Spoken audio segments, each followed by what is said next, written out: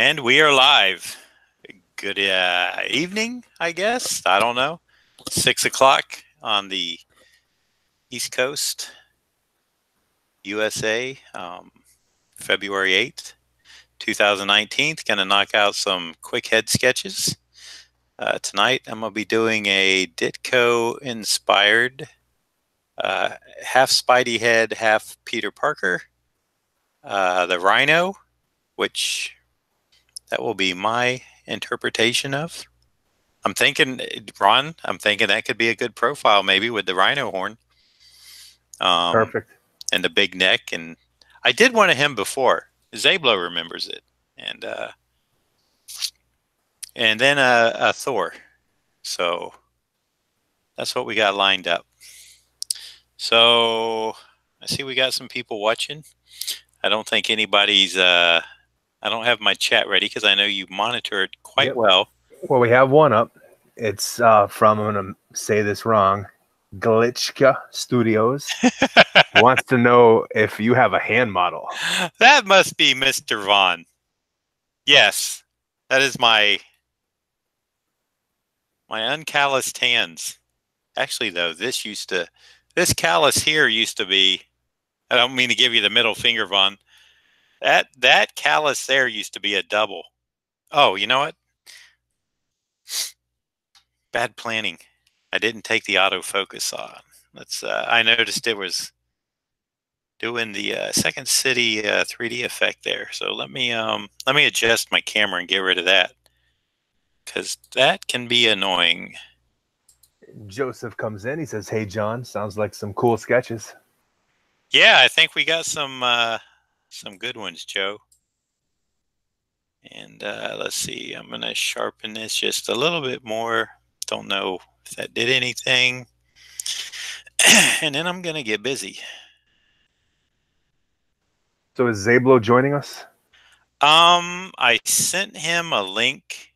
I'm not sure if he's going to check in a little bit or not. I see Joe there. Hi, Joe. But he said he might, and Jared sent me a text. I tried to call him a couple of times, and he sent me a text. He's been sick for the past 3 days, so he said he's blaming you and Zablo. Oh, we coughed in his food. Yeah, it makes sense. Keep him out, right? Gotta keep all that rejected art to myself. There you go. All right, so I'm going to start with the and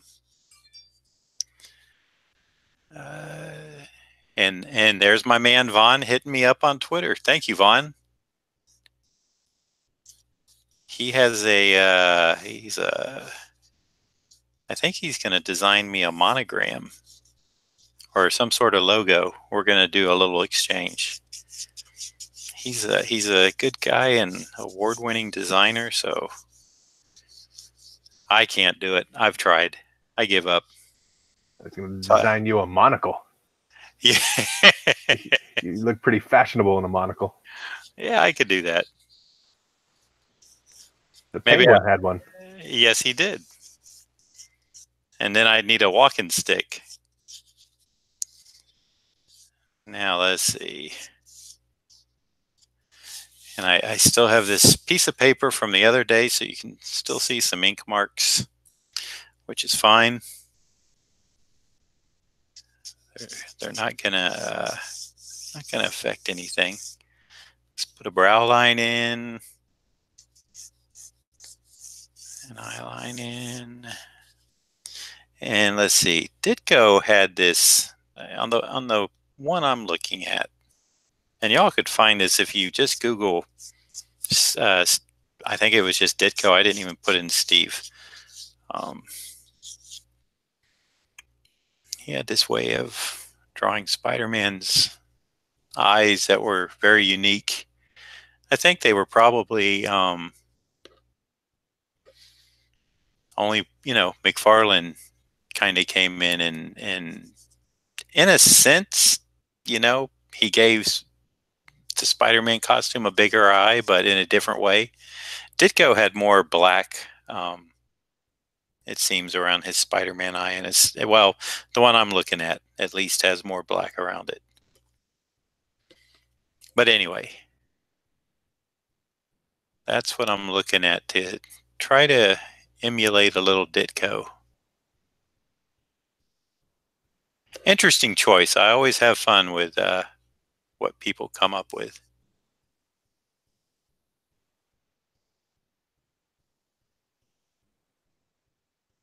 So as I was telling Ron, this was not a planned stream. I just decided to do it. And thank you everybody who decided that it would be a good thing and participated. I'm actually thinking it's time to get Jacob a bed. Well, he has a bed. He has a mattress. No box springs, no frame. So might have to take a look this weekend and see what we can find. Bella kind of set that up for him when we moved into the room. I mean, I could just get the metal frame deal going, but I don't know. I think they got some fairly cool kids' beds, so hopefully they're not going to be that expensive, but hard to say. I guess it's whatever Daddy can afford. So we'll see. So we have a question: is that a 2B pencil lead? Yes, it is. Usually I do a 2B, and I see. Hey, AG, how you doing? James Griffin, this is your piece. Yep, you all are 5 hours ahead. I found that out. I used to call Mark Farmer, guy that used to ink Alan Davis quite a bit over there in the UK, and we had some conversations back in the 90s. So I was always aware that there was a 5-hour time difference, which is not that bad, because if I go to where Vaughn is, then it's a 3-hour time difference. So a couple more hours, and then it's really funny when Mike Cross comes in. He's like an hour ahead of us, right, Ron? In Canada, there in Saskatchewan, Nova Scotia. Yep. Yeah. Oh, and I see. This is good. My my click and ship stuff is getting scanned, and I'm getting text messages on it now. So that's a good thing. So my first, boy, I tell you, I was nervous putting those in the Dropbox outside this afternoon, because it's the first time in a long time I've actually dropped, artwork into just a box. So there was a little bit of hesitancy on my end, maybe to even just bring them up to the post office. But then I was like, well, that kind of defeats my purpose of using the click and ship. So I opted not to.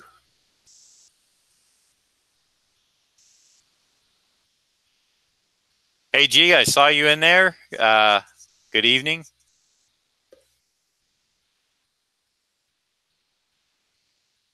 And let's see, did I miss anybody?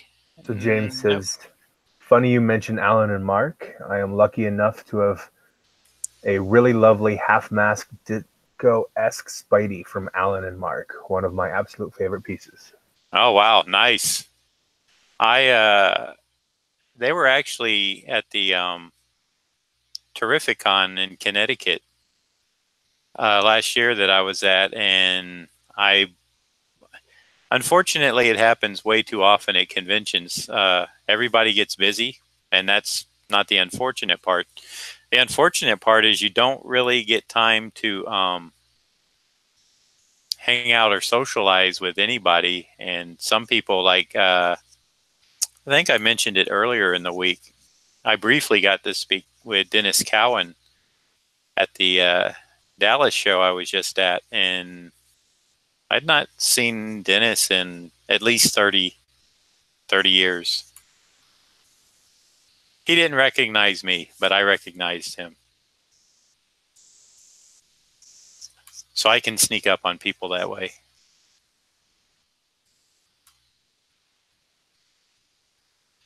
All right. So let's address this eye.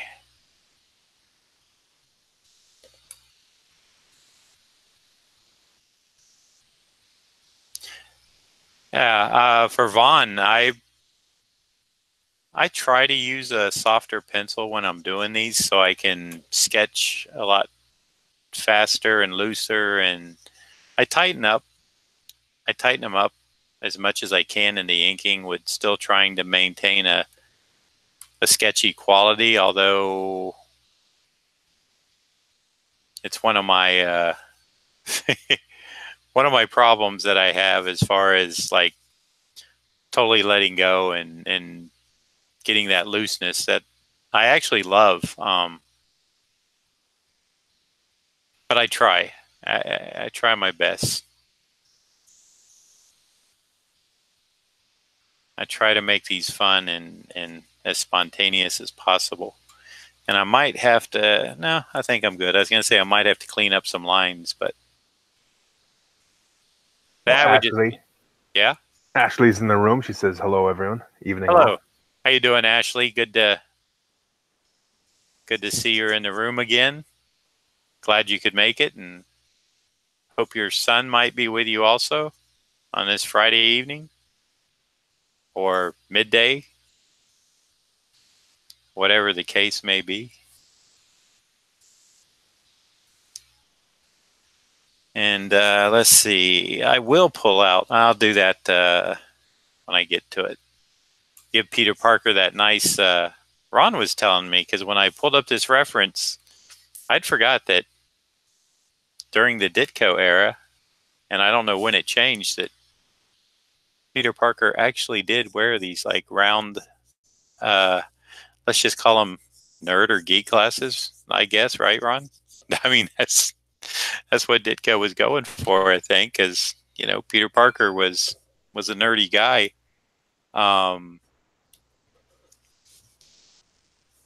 Oh, thank you, Vaughn. Just bought me a cup of coffee.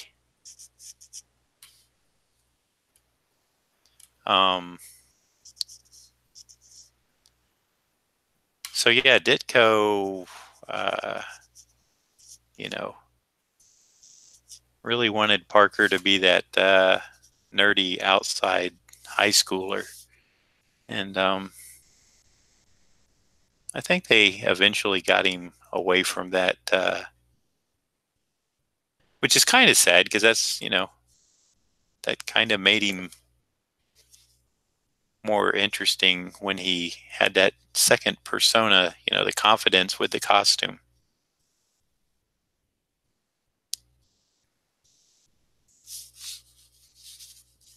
So, and Ron, you can kind of keep me abreast on time.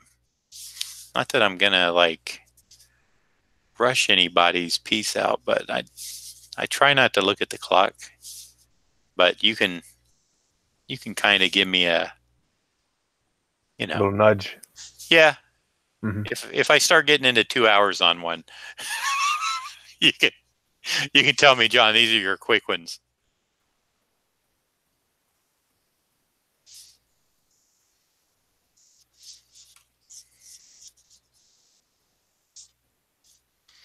So when Okay, you were and asking about Ashley's son, she said that he is indeed, and he says hi. oh, well, and I don't know his name, but hey, buddy, that should work. How you doing? I think your mom got you a drawing when she got a cap and a Thor, so I hope you're enjoying it.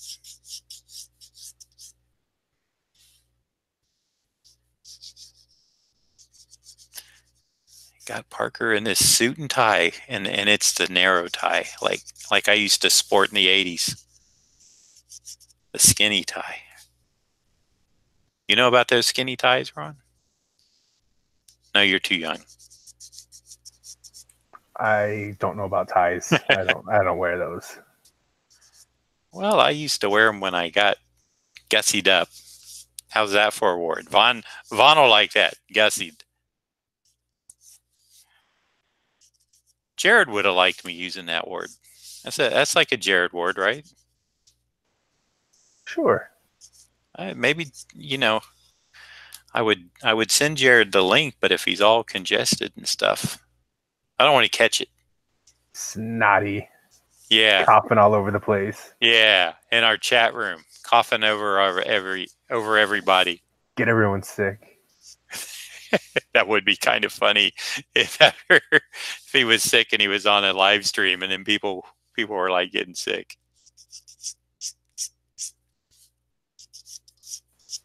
So Ashley says they just hung up Thor in Xander's room and Cap in her office. He says they are way super cool. Very nice. Glad to hear that.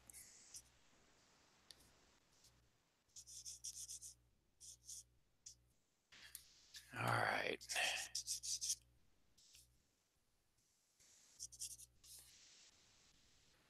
Let's see. And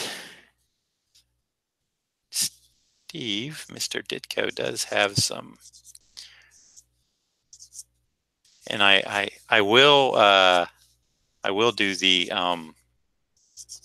skinny line. I'm hoping, unless I screw it up and have to go to the thicker line. The skinny line spider sense that Ditko always did.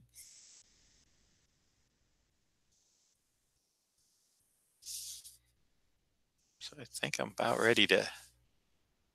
Oh, no. Well, I can just ink that. I was going to say I need to put the circle in for the eyeglass, but why do it twice when I'm just going to use a micron to do it?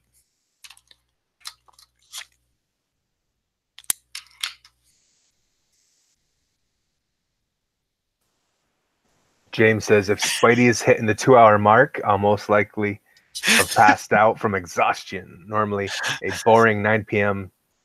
to bed guy. Hey, join the club. He's far too excited to sleep because of this. His day tomorrow is doomed. Well, I wish mine was, but it's not. What time you think you coming by, Ron? Oh, around 9-ish. 9-ish. Well, you know what? Bella has to be to work at 9, so 9:30, 10-ish. Yeah. Me and the little man will, Bella gets there about 10 minutes or 5 minutes before 9, and it'll take a little bit of time to drive down here, so I'd hate to have you just waiting outside the building. Although if you are, just send me a text or something, and I'll. Shouldn't be past 9. Well, I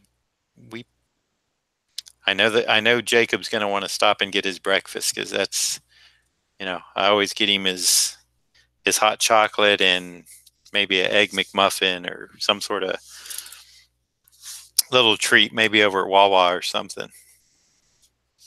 So is Glitchka, you're saying it's Vaughn? Yes. Oh, I like that much better. Right. Vaughn says circle template, old school methods. There you go. I've been known that, to have to freehand that circle, but for something like this, I'd rather get out that circle template and work it. But I do want to also be true to Ditko, and it looks like he freehanded. From the reference I'm looking at, it looked like he freehanded his. I'm sure he did. Back then, those guys were freehanding everything, which is fine. It's kind of the way it should be done, but unfortunately, it's not that way anymore.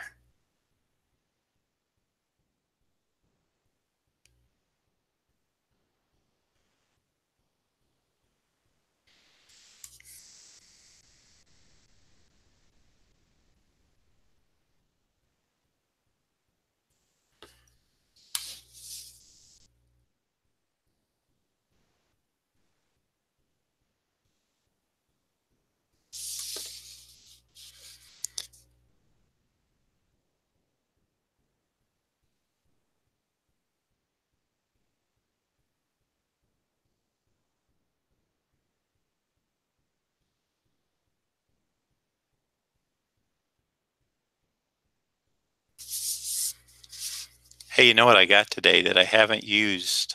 I Another ordered computer.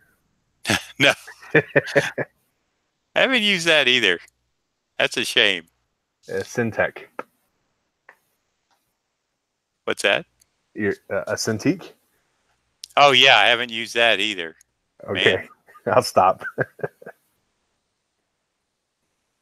no, one of those. You know that big pencil that Jim Lee uses? Yeah, I like that. I saw him using it. drafting. Um, well, here's what I like about it is it kind of forces you to like not go into detail right away because it's so chunky. Or at least that's kind of what I was gathering why he was using it. Now it may be, and I'm only speculating here. It may be because maybe you know it feels better in his hand as far as it's a wider grip, and those things are heavy too. I mean it's so I'm thinking that once I sketch around and get used to it, it'll be good to use because it doesn't mean like it's meant to pencil a lot of detail. Although I have seen him get detailed with it. But for me, I think I'm going to be able to use it and leverage it more for, just like laying something out or getting the big shapes put in. Yeah, definitely. Hey, Vaughn wants to know: do you ever use brush pens? Yes. And I do know the ones he uses, and I like them. Um, I like the soft one, but they're not permanent. So, well, the ones that the I have some right over there, but um, these are the ones that I use, Vaughn. These are, I think it's Kuretake. You can get them from Jet Pens, and this is the one that has the broad tip and the fine tip. So I just flip it around. The ink in them is really good, and the tip is it's a little harder than the one that I've seen you use. But you can also really flex it and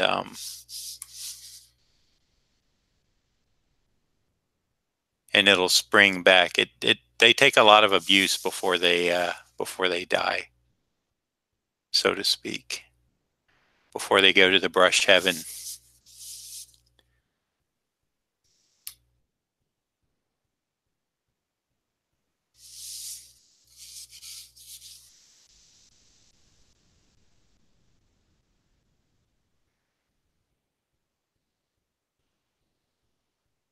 I'm trying to remember, Ron, when you mentioned that Rhino, I forget where I was at and why I did that Rhino character, but it was like that weird request, I was like, Rhino. And then, I saw it and I was just like, yeah, he looks cool. And I can't remember exactly what I did with him, but it turned out being one of my better sketches of the day. Or at least Craig and I felt that way.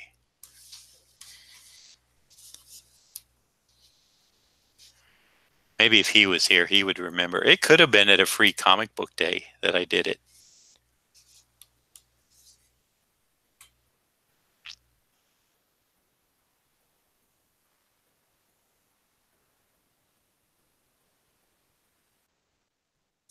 And if anybody else has questions, feel free to ask.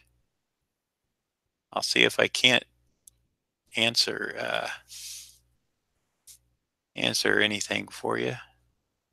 Well, maybe not anything, but within reason.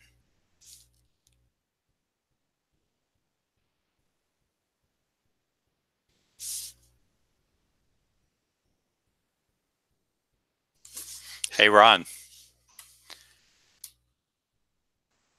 Yo. So we're bringing Jacob home today, and Bella played a joke on him. She said something about, oh, I thought maybe he ate school lunch, but then I remember Bella had packed it. And so she said something about, what are you going to eat for lunch tomorrow, Jacob? And he goes, oh, whatever you make me, or uh, something, like that. But it was really kind of funny because he forgot that it was Friday. And then I kind of laughed and I said, Jacob, do you remember what day it is? And he's like, oh yeah, it's Friday. And I said, yeah. I said, you're not going to school tomorrow. And he goes, well, mommy, can you still pack me a lunch? and I, and I said, I don't think you're going to need lunch, Jacob. I said, I think we're going to go out and eat somewhere. And he was like, where are we going? And it was so funny. Before I could say it, he's like, salsas. He remembered the name. He's like, salsas. And I was like, well, maybe. Yeah, we'll see about that. So anyway, it was cute.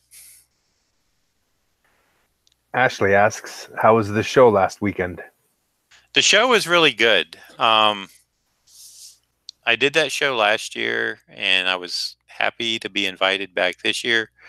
Um, Usually, it's one of those things where you like to skip a year or two in between certain shows. Um, but the guy that puts that on, yeah, really does a nice job, and it's really made for the comics fan, not the person that wants to um, come see the actors and stuff. They want to see the creators. Um, so that's what you get. And even at 2 days, which seems to fly by pretty quick, it was a really, really good show. So um, I enjoyed it quite a bit for 2 years in a row now.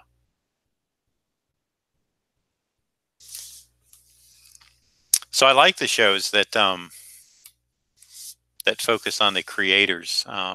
Some of the bigger shows, I still like them, that bring in the media people that are acting in the TV shows and stuff. But what happens to a lot of those shows is it brings in people that don't know the creators at all. And we kind of get lost because they're there to get an autograph and a photo op from somebody that's, on a TV show playing a character that uh, myself or maybe somebody else has worked on. And they just don't know the history. They only know what they see on the TV show. And sometimes when you get that person, you're patient with them, but it gets a little frustrating because I had one person ask me what I did, and I was kind of telling them, and I had some stuff, some Batman prints on my table, and the next thing I know, the guy's saying, so you created Batman? And I was just like, no, I didn't say that. Uh, I said I worked on Batman, but he heard I created it. I'm like, I'm getting up there in years, but I'm not that old. Speaking of which, I understand that 2019. 2019. Why do I always say 19th? I didn't say that in 2018.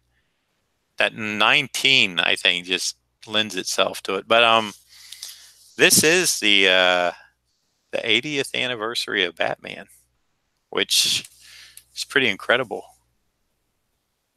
And by the way, I will let you know, Ron, in case you're interested. And I don't know what it means, but Craig told me that Kelly Jones is listed as a guest at HeroesCon. Cool. So I haven't talked to Kelly about it. I don't know if he's going to be doing sketch ops or what, but I need to get in touch with him for a few things. One is for another show, the one up in Connecticut, which if he's there, I'm there again this year too, which will be 3 years in a row. And that's at a beautiful casino resort, the Mohegan Sun. Really nice place. And really nice show. Ran by a gentleman whose name is Mitch Halleck. And he is a super fan of comics too. He throws on a bigger show, but it really again, it's all about the creators. Well, James would like to know if you have any plans for any UK appearances in the not too distant future. There are a lot of us over here who would love to get to meet you in person. I would love to come over to the UK, but I don't. Never had an invite, and I know a lot of that. Not a surprise to me, but it's because I'm an inker. So a lot of the shows, especially the foreign shows, don't see the value of investing and bringing an inker in. So if you can, if you know the promoter or can work something where you can, because let's see, I'm trying to work. Mike Zeck was over at the London SuperCon. It may have been last year. And Mike and I do a lot of shows together. The Zach Beatty team is still strong, so maybe something can happen if voices are heard. But once you get that inker label, that you're only an inker, it only takes you so far with certain shows, which is a shame in a lot of ways.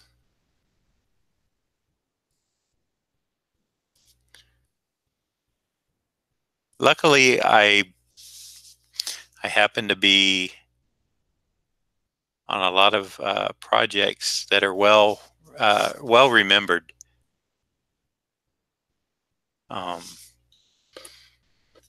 So there is that.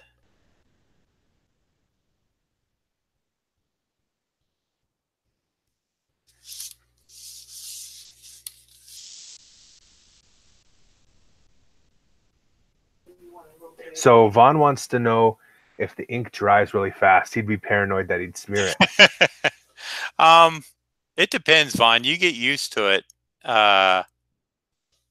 You kind of know.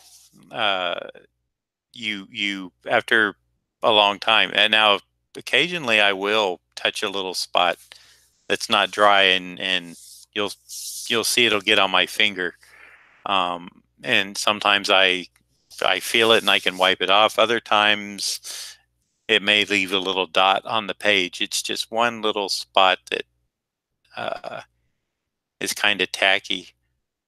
People that have watched some of my past streams have probably seen me either take out my hand sanitizer and rub it off with that, or truth be told, if no one's looking, I'll just lick the end of my pinky and wipe it on my jeans. that's the real easy way to do it. I know it doesn't sound good, but look, we also we inkers when we're rinsing out a brush, we point it with our mouth. We put the brush in our mouth and point it. I'll have to show you that, Ron. I did it to a brush at home that Jacob had of mine that, I pointed it for him with my mouth, and he's like, "Ooh, Daddy, did you just stick that in your mouth?" And I'm like, "Yeah, but don't you do it." And he's like, "Why not?" Of course, right? And I said, "Well, I've been doing this all my life." I said, you better not experiment with that." That's how you're going to get his immune system strong. Well, that could be. James says, we have some great creator-focused shows. I'll drop some hints. We had Alan and Mark at Nice last year. Maybe Zek and Beatty this year. That would be great. Well, when's the show? Because I think I've already got 13 to 15 shows booked up.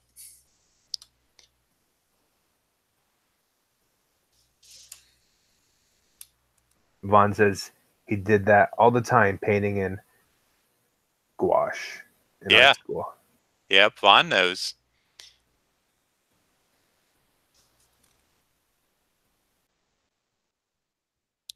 It's just so funny when you do it and somebody's not used to seeing it, and they look at you like, "Did you just do what I thought you did?" And you're like, "Yeah, don't worry about it.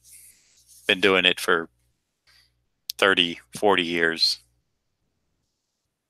Now you new kids don't do it.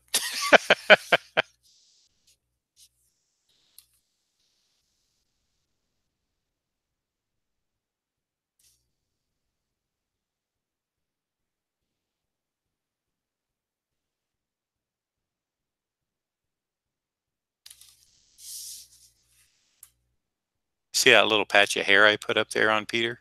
A little tough. Mm-hmm. Yeah. I just got to thinking, I went to do that, and then I decided I would kind of fill in some of this other eye, or his spider eye. And it's kind of funny because it caught my eye up there.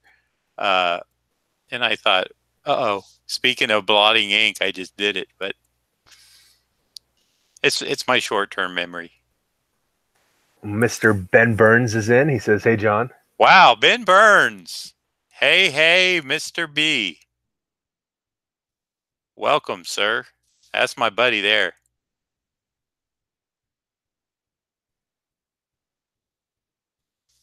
I'm kind of nervous with all these famous people like Von Galichka and Ben Burns coming in the room. They're going to make me nervous.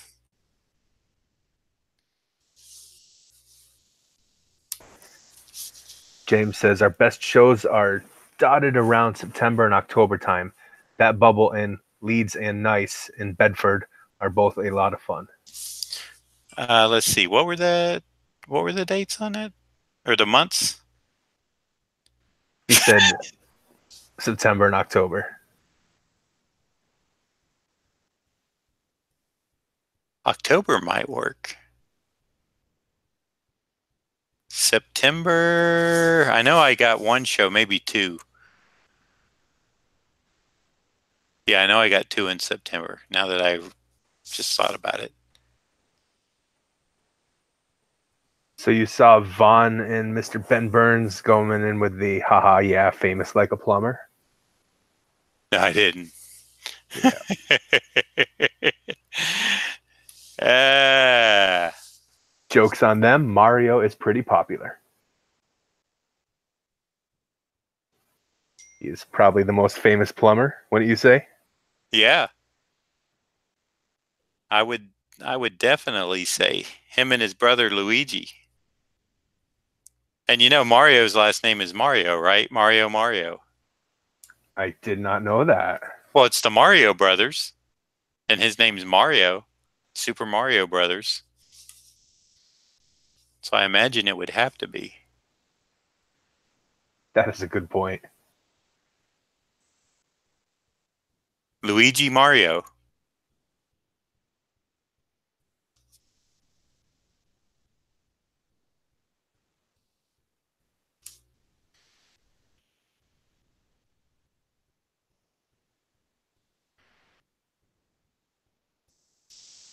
So Ben, are you on a break now?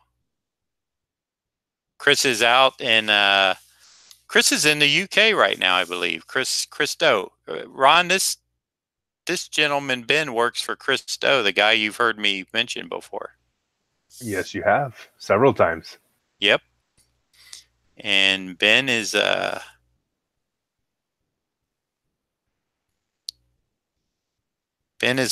good guy. This is the first stream that he's exposed himself, so to speak. I say that with no ill will, or I kind of realized what I said after I said it. Of course. Well, He may glad have you're here.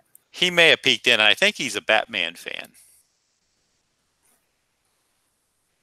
So Ashley is now having flashbacks to the Super Mario Bros. Movie. I never saw that. Oh, it was awful. Save your 90 minutes. When was that released? 90s. Oh, okay. That's probably why I didn't see it. So Mr. Ben Burns, he's on a break. Funny man. Chris is on the way to Geneva.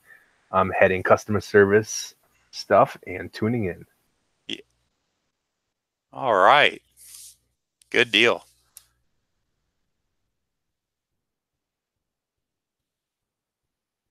Now I'm going to put this out there just because Ben's in here, and it's just I don't know why, but I think I told you this, Ron. So when I went out to California 2017, and I went by where Chris and Ben, it's Chris's studio. Oh, the Starstruck? Yeah. Mm-hmm. I froze, and Ben knows. Ben walked in. I recognized Ben.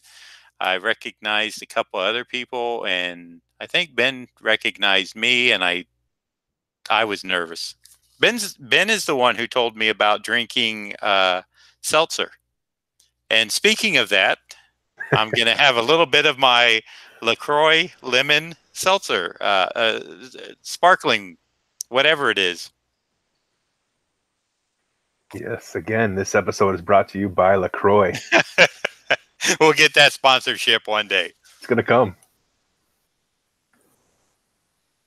They'll have to. They could just send me cases of it, you know? So Ashley says they had that Mario, Luigi Mario scene. Oh, did they? I did not know that. It's funny when you realize that's their name for the first time. So you just had it, right? Yeah.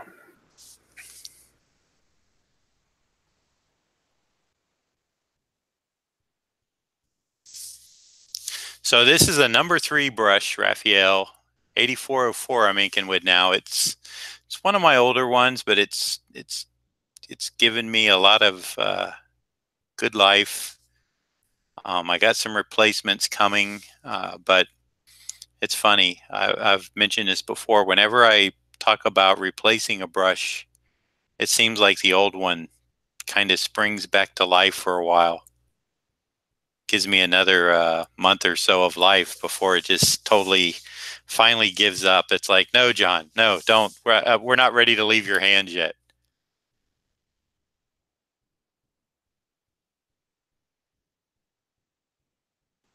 So AG comes in with some movie trivia. Bob Hoskins was Mario. He claims to have been drunk during the entire filming of the movie.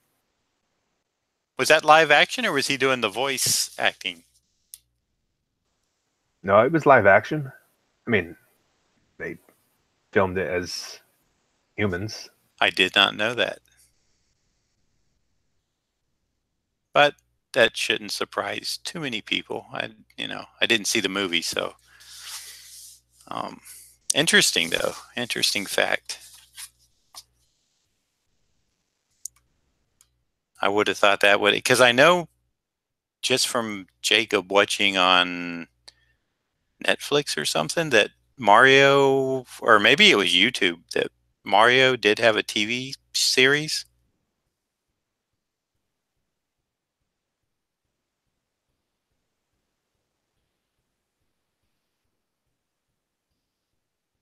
There you go.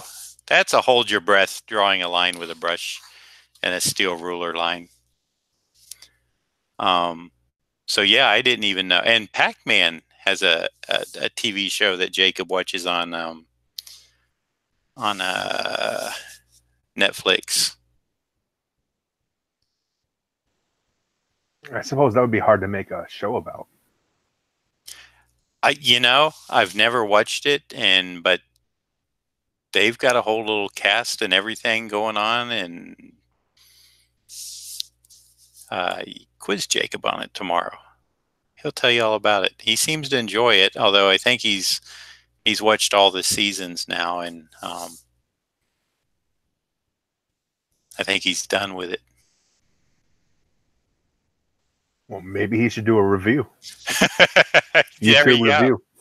I'll talk him into it tomorrow. Mm-hmm. That he wants to do something, so I think we need to sit him down and move the table behind the brick wall over here and give him a little backdrop.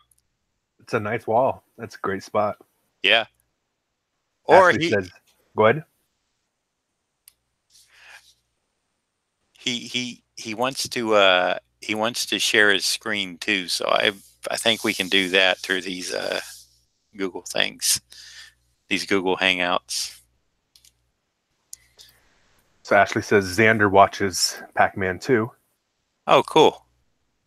And AG said Dennis Hopper was the main bad guy. Now that's funny. In the Mario movie? Yes. And they had thugs that were like Goombas and that whole thing. Kind of making me want to see it.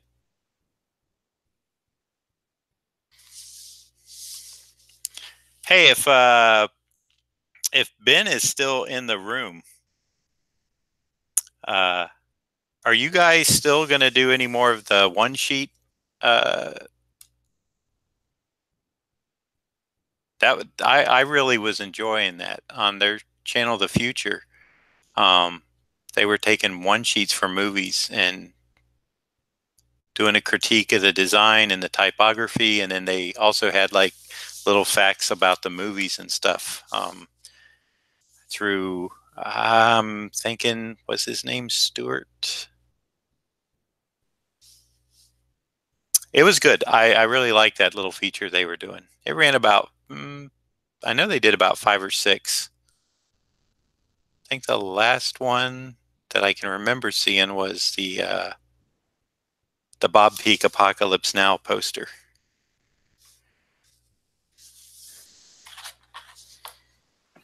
Well, Mr. Burns says, I think we will. They weren't high performers for the channel, though. So there's some internal resistance. Yeah. That's a shame, though, because that was a lot of... those were fun. I really enjoyed them.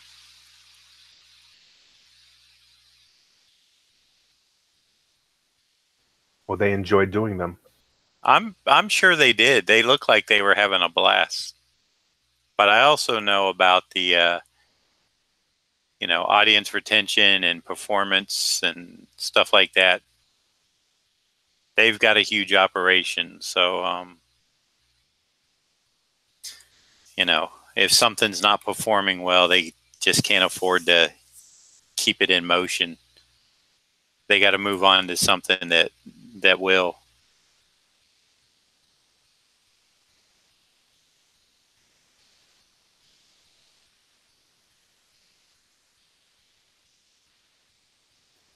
And not moving on, AG clarified that Dennis Hopper was King Koopa.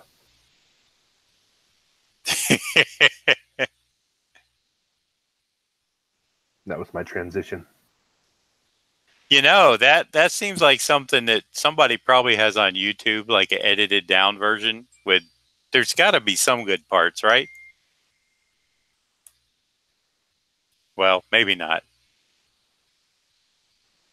You will have to see. Yeah, I'll see if there's like, even if it's just the Dennis Hopper part, like one little snippet or something. So Ashley and AG has seen it. So what are you guys going to rate it out of 10?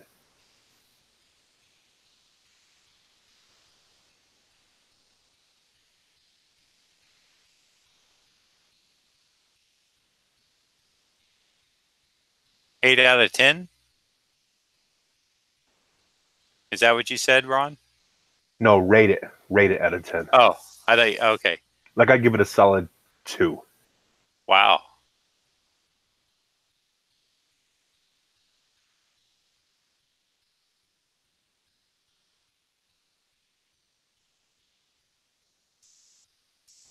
Oh, Vaughn's seen it too. He goes, it's a non-stop cringeworthy movie. Somehow they turn turtles into shrunken head thugs. Man, I'm glad I wasn't drawing a long line then. Uh, that Would have line would have just butchered it. went. Yeah, I would have. Spidey sense.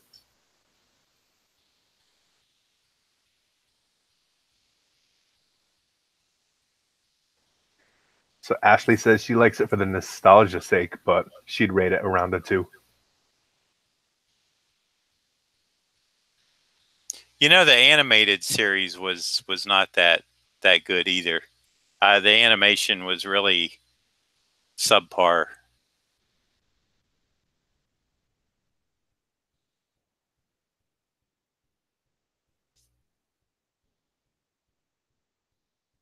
I mean, I don't even think Jacob watched any of the animated series, so you know, you can't get a 4-year-old to watch a Mario cartoon when he's playing Mario Brothers. That kind of doesn't bode well.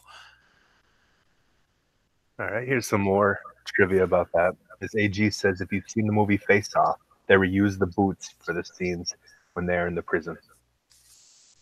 What? I have seen Face Off, but it's been a while.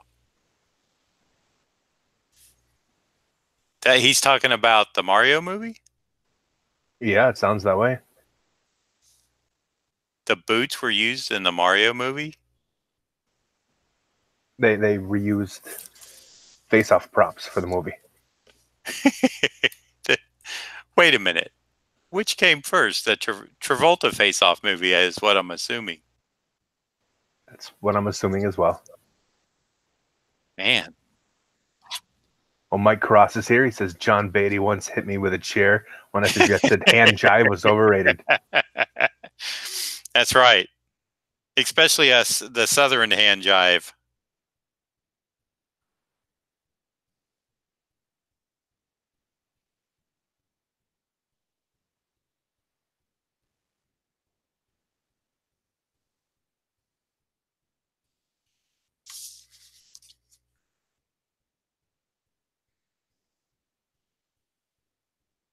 Well, I do appreciate everybody showing up this Friday. Lot of surprises, and I appreciate the support very much from not only my regulars but from the few people that this is their first time that I've known they've been in the room. Those plumbers, those plumber guys.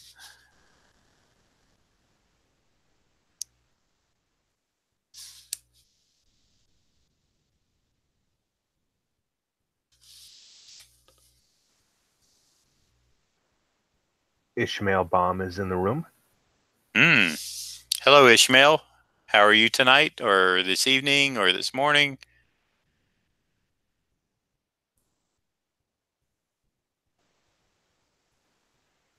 And Mike comes in with quite a Ditko vibe on Peter. That's what I'm looking for. That's what I believe it was James that requested this, correct? Mm-hmm. So that's good on you, Mike Cross, for actually I need to continue this across his head and give the park a little bit more wave up here.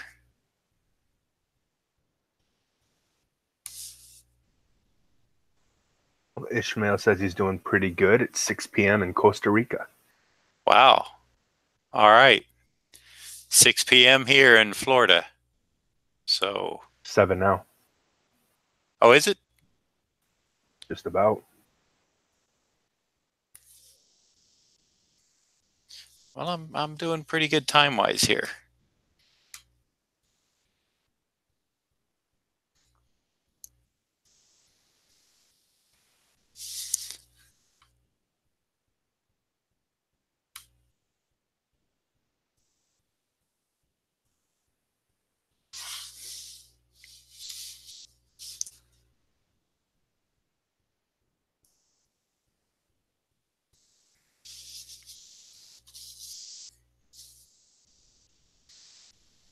Let's see. That looks about right.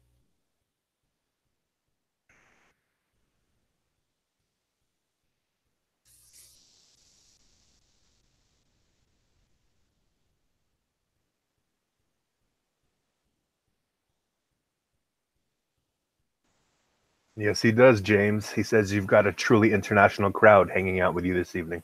I do. I've got plumbers. I've got I've got international men of the UK. I've got Mr. Mike Cross. From where? Saskatchewan. Isn't it? Yes. I'm just going to go with yes. That's what he told me.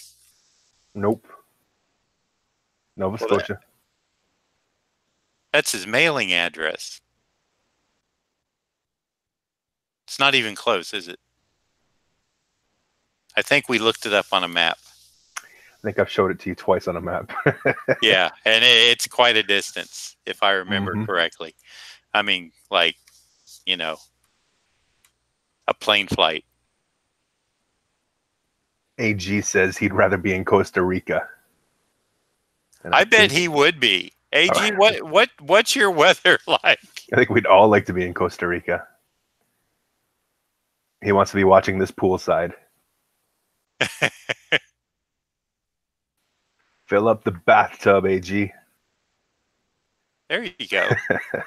Mike says your map skills are lacking. My what? Your map skills. They are. My geography is horrible. I actually will be doing a convention back in California, but it's going to be in Salinas. And whenever I California, I think of LA where Ben's at, and I was like, ooh, maybe I'm close, but nope. No luck.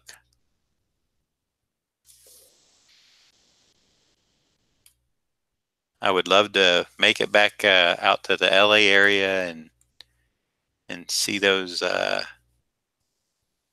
peeps again. It was a lot of fun. We had a good time.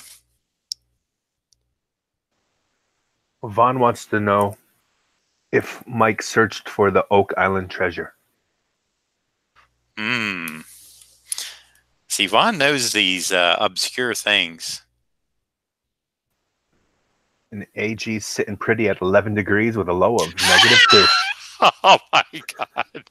Sitting pretty. Did he say that, or is that your embellishment? Embellishment. I liked it. Sitting pretty.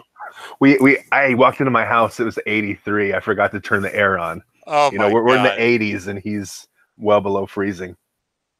Yeah, we did get a nice warm blast here lately, haven't we? Mm-hmm. Not too warm, but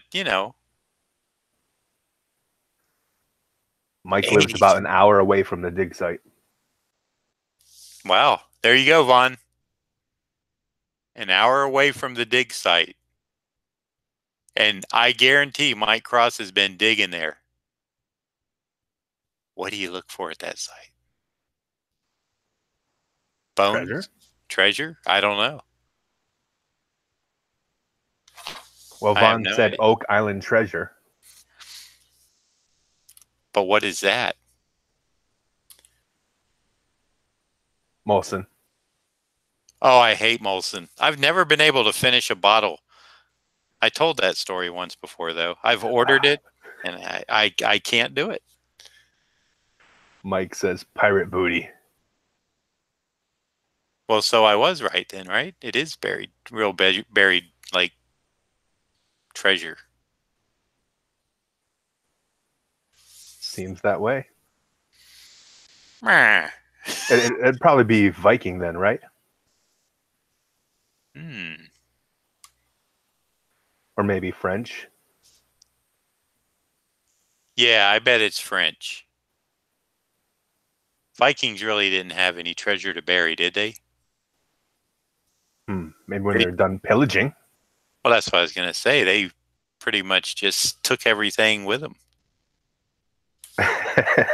Mike says, yes, John. Basically, it is a treasure.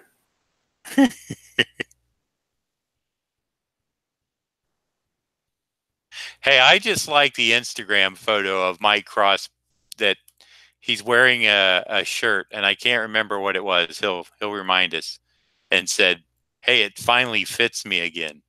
Good job, Mike Cross."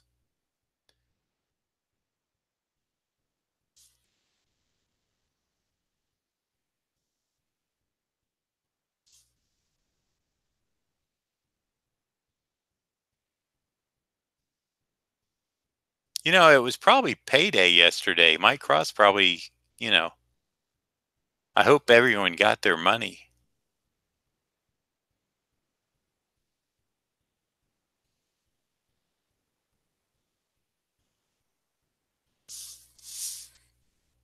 Because if not, you know who gets yelled at? Mr. Cross.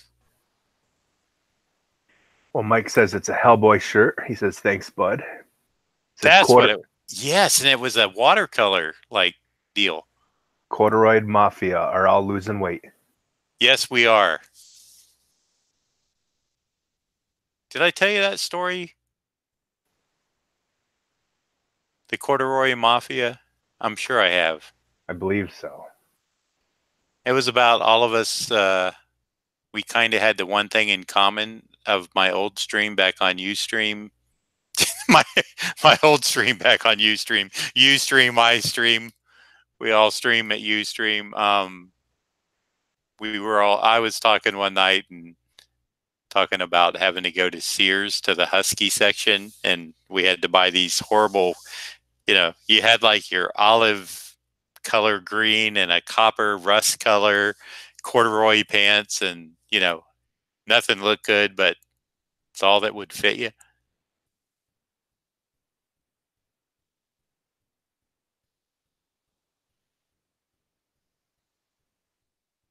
And it was embarrassing on another level in that the section was away from, you had to go into this little section that was, just for Husky.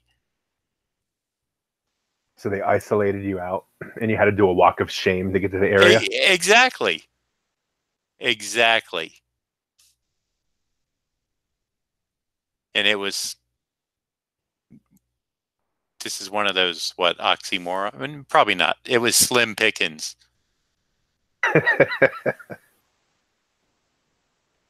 It's like there was not a lot of clothes to choose from. So whatever fit, you had to basically wind up buying. Oh, the embarrassment of it. Mike says, shopping Husky since 1964.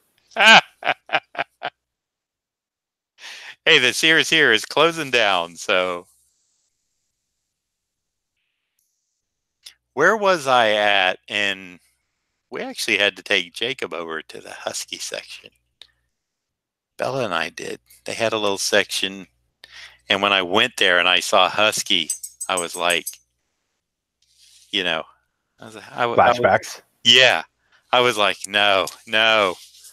Um, that little guy's getting big. He's like 47 inches tall, and he's weighing in at a solid I almost said 80 pounds, 70 pounds. But he's dense. Man, is he dense. And I don't mean, he's smart. I mean, he's thick. Yeah.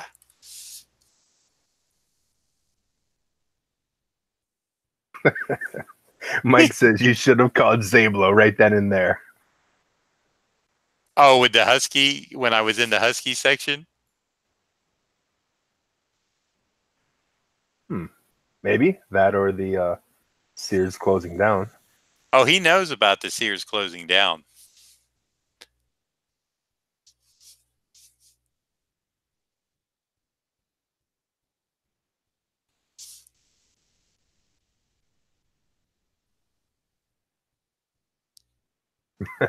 Vaughn says you can always just dress like the Sopranos and wear running suits. Less chafing than corduroy. You know? I don't think I could pull that look off. I don't think I could do it. I could try, but I'll stick to my jeans and shirts. Vaughn, I think I want to see you dressed like the Reverend Al Sharpton. That's who I remember wearing those suits. Actually, I guess it was kind of Run DMC that started it, wasn't it? Oh, I don't know who started it. I think they were the first like big major act to like, just start wearing the kind of the running stuff as like actual, a fashion statement.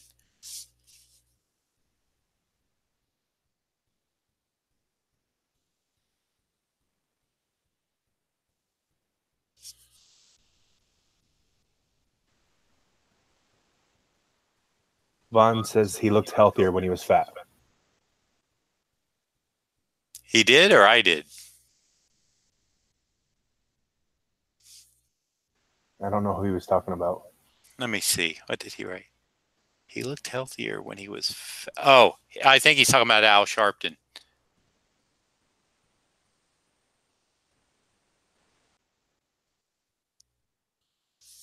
That could be true.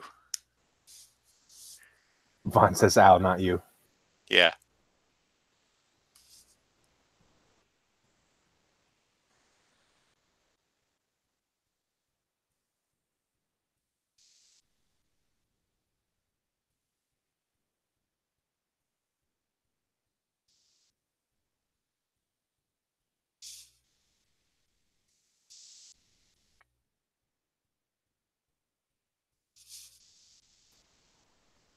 Well, that's a nice Ditko Spidey.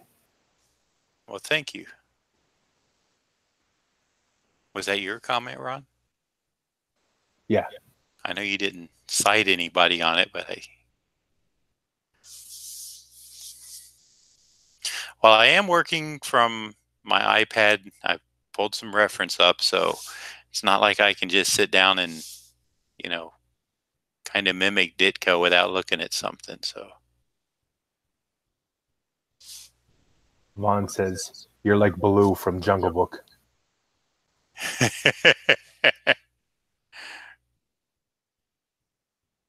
first you pick it up. Wasn't that when they were doing the trash thing? They had the sticks and they were picking up the trash in the jungle. Mm-hmm. James says future owner is very happy too. Beautiful. Well, thank you, James. I appreciate the kind words.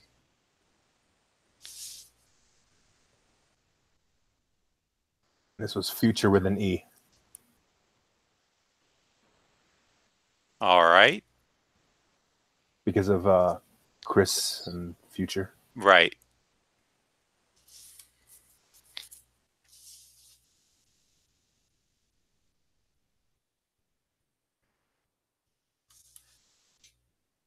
Chris, Matthew, and Ben. That's the core of...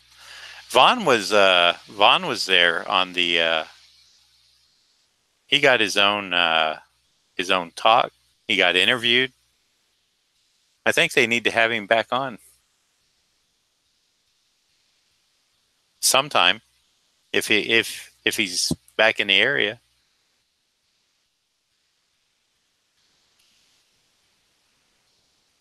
James says he's far too excited about this to sleep now. There you go. That's what I like. He meant to be shopping for a suit tomorrow. It's going to be a painful day. Shopping for a suit.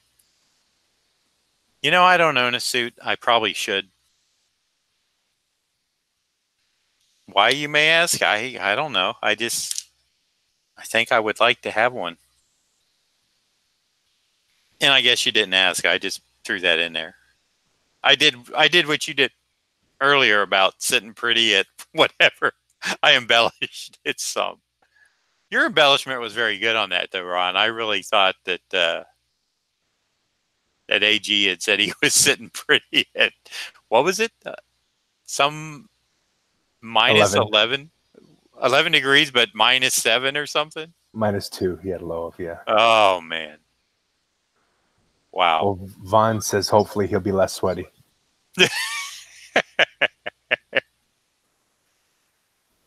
Hopefully, yes. Ashley says beauty is pain. Beauty is what?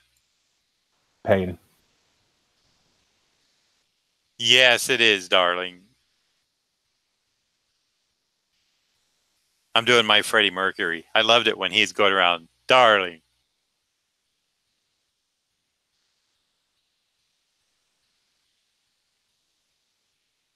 Ron, let's just call people darling tomorrow. Wherever we go, we'll just refer to them as darling.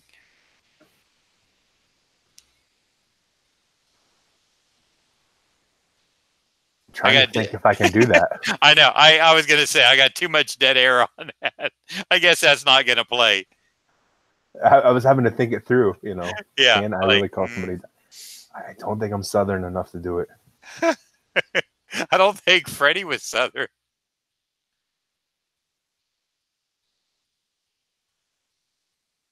You just got to let it roll off, I think, right? Vaughn says that small detail in the glasses, that is A+++. There you go. You caught that. That little bit of reflected light in there. Yeah. I can't get nothing by that guy. He's pretty good. That's why he's such a darn good designer. He knows his stuff. Hey, Vaughn, I'd like to say that I really enjoyed. I haven't seen this week's. I think it was last week's DVG lab when you designed with the photograph stuff. That tree that was really cool. Mike wants to know if you got a show tomorrow. A show? No. Like a live stream show? I'm not sure what he meant. Thinking he meant a con.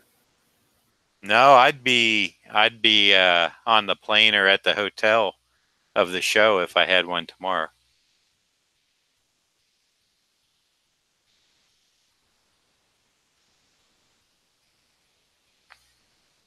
Vaughn said thanks.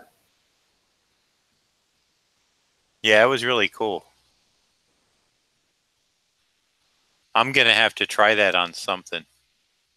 I've been thinking on what I could use it on, like comic book wise.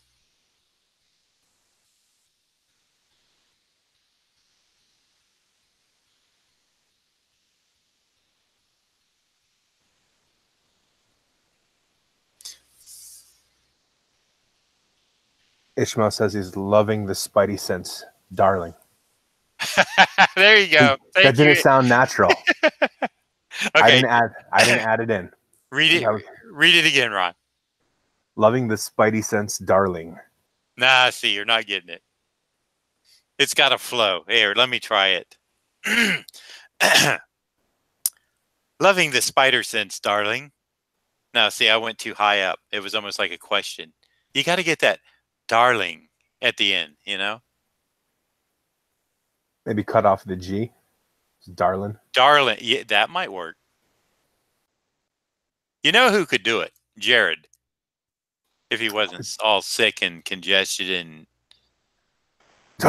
Darling. You don't have to call me darling, darling. Isn't that a song? It's a song now. I think it is a song, though. Okay, I guess I'm going to have to erase that later because that's drying now. Oh, I know what I was going to do. I almost forgot. You got to fill in the pupil of the eye. So Ashley says no hard G. And Yeah. Mr. Ben Burns says you got to add an H in there too. Darling. That's right. Darling. Darling. And it really does just have to kind of flow. You can't force it or it doesn't work. Vaughn says you need to get Zaza Gabor with it. Zsa Zsa Gabor. Yes, darling. Darling. That's looking pretty good, darling. Hey, for coming in cold and doing a Ditko right off the bat, I'm quite happy with this because it's not every day I try to ape or imitate Ditko. That's excellent. It was a special request. Tip from Ben Byrne, the seltzer water, sparkling water, whatever. There, Ben has it right there. Darling. I like Vaughn's little G in there. That's really cool. He's gonna design me something cool. Thank you, Ashley. This sparkling water, lemon, LaCroix. I'll be signing it over here, James. I usually I don't sign them until later because I'll take a scan and I don't want to have to erase my signature out, and it might be the thumbnail for the episode. So James says, thank you so much, John. Amazing, perfect addition to his collection. And here's one thing.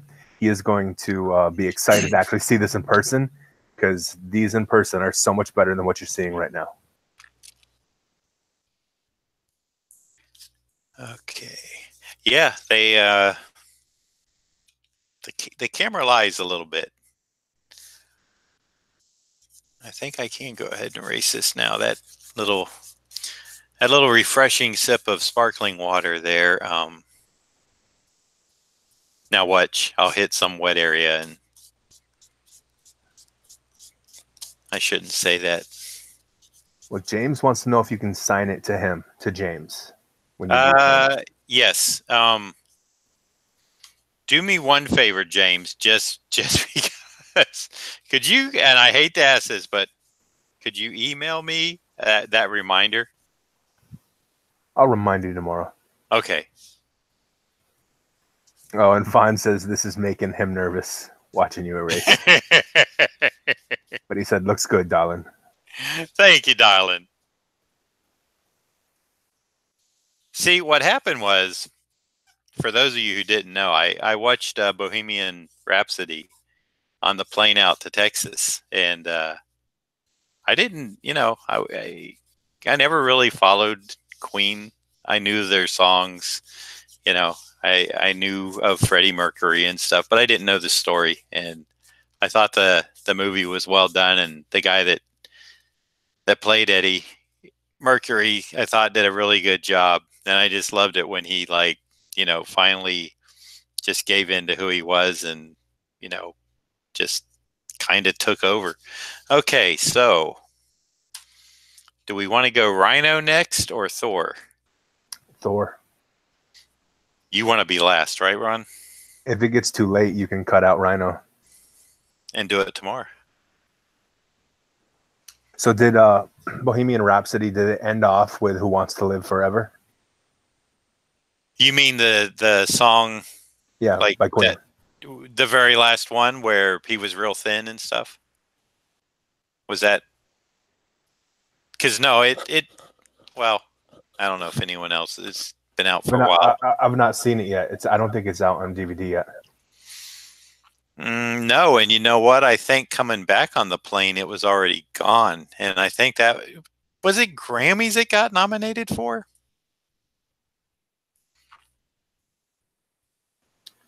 I don't want Grammys is music though, right? I have no idea about any of those. Vaughn's one of those. Vaughn might know. I'm telling you, he knows this stuff. I don't know how he how he maintains all this knowledge in his head. Let me fix my Golden Globes. That's what it was. Thank you, Ashley. Okay, Ben. Thanks for stopping by, man. Yeah, I'm looking forward to talking to you. And I know we got to keep it short, but thank you. Appreciate you dropping in. Say hello to everybody at the studio for me.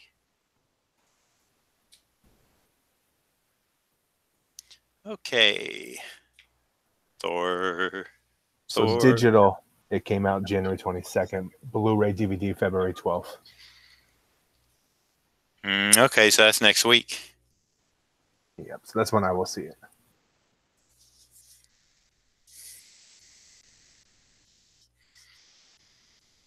Now, I wonder if Dr. Kaz is going to come in sometime. Or I wonder if maybe he's out for the evening, or... Like I said, this literally was a spur of the moment. Hey, let's, I was just thinking...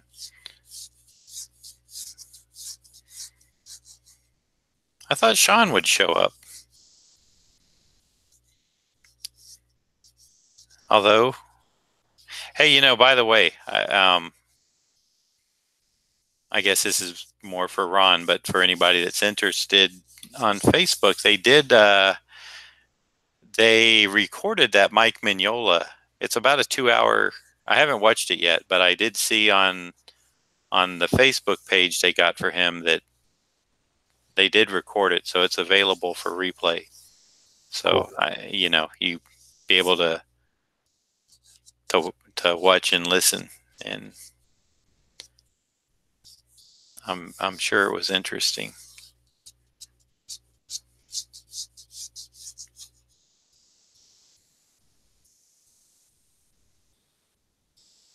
Oh, Vaughn comes in to clarify.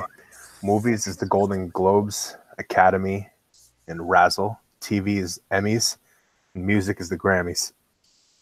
All right. I told you he's got all this stuff.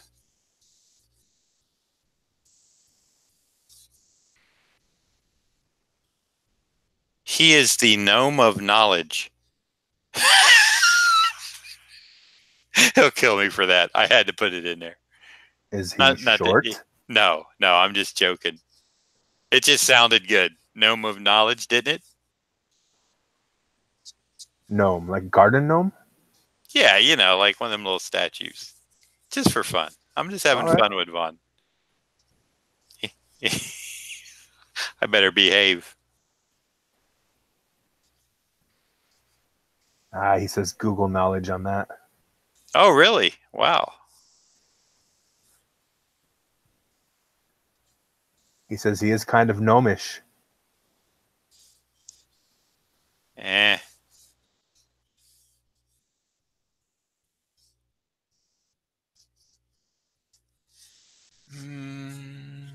me see if I'm going to like this.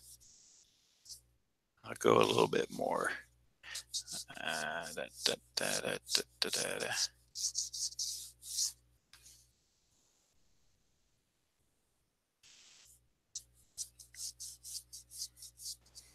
So what is that song you were just humming? Because you were humming it yesterday. I know. Too.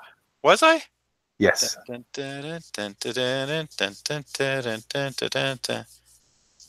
Yes, I'm thinking we got to get that song for you. No. I was sitting in the garden. Is that it? Was I really humming it? Yes. See, I have no memory of, and I don't know why I would be. Dun, dun, dun, dun. Boy, I'll tell you what song came on the radio about a month ago when I was on my way home, and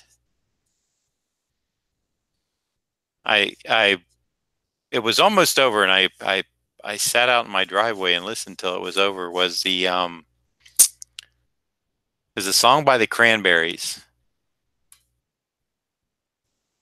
One of Zombie? their No, it was more of Dreams? a no, something with an L. Linger. Linger. Yes. And I was trying to remember,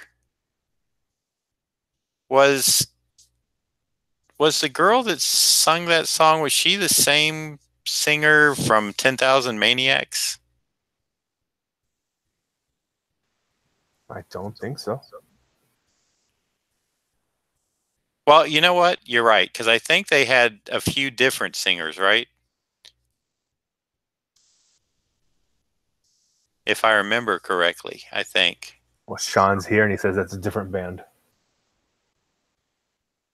Yeah, I know, but I thought that 10,000 Maniacs broke up. Hey, Sean, how you doing, by the way? Yeah, and I can't remember her name now. The Cranberries was like Dolores something, I think.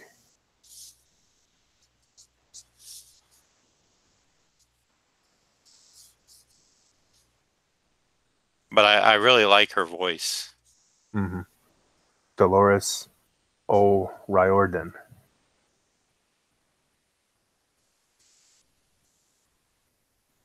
Whatever you said, I'm going with, because I'm not going to. Yeah.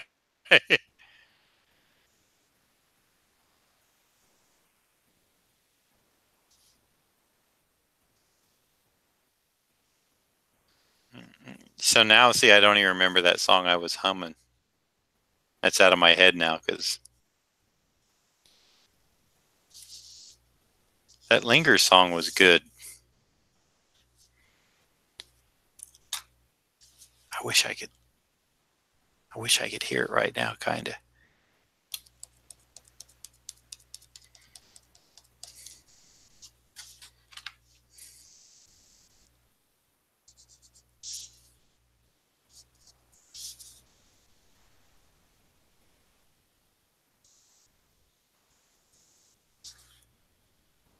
Dun, dun, dun. Oh, there it is. Dun, dun, dun, dun, dun, dun, dun, dun, dun, dun, dun, dun, dun. I was sitting in. Sean might know what that is. I can't remember it. I just kind of know the melody. Was it a Sinead O'Connor song? I don't know. No, I don't think so.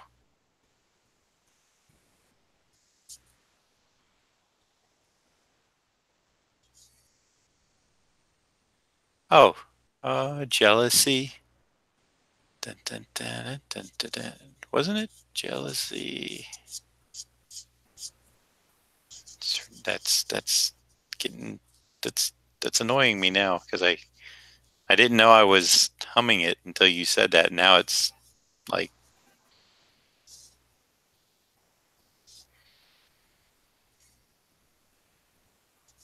Nope. I have heard you hum that one a few different times. And I've been trying to figure out what the heck it was. And yesterday you were singing it, and I was like, he sings this quite a lot. And then you did it again today. So now I need to find out what that is. I have to hear it. I know, and now it's killing me. Dun, dun, dun, dun, dun, dun, dun, dun, dun, dun, dun, dun, dun, dun, dun. It seems like it was something like, I was sitting in the garden and okay. Don't like this expression on Thor. His mouth. Gotta do something with it. Dun, dun.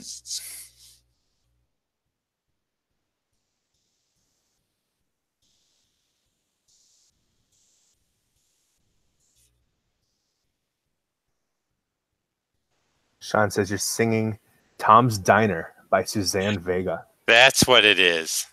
Suzanne Vega. Man, see, I knew that's Sean. I got some intelligent people. There are some intelligent people in this chat.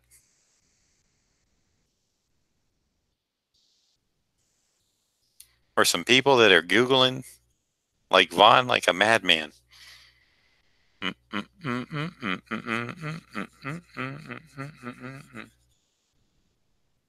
Now you know what it is. I do. Thank you, Sean. Yeah.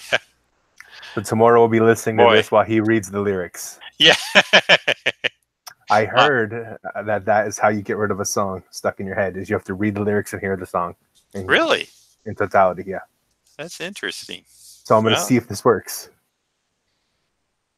Jacob will be like, Daddy, can you not sing that song again? I'll be like, Jacob, I got to get it out of my head, buddy.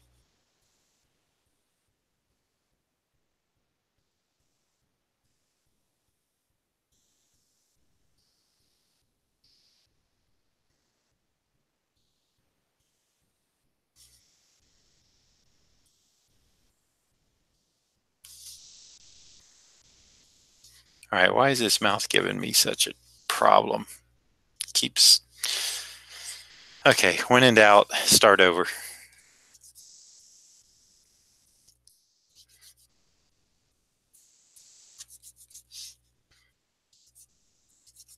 I know what I want to do. It's just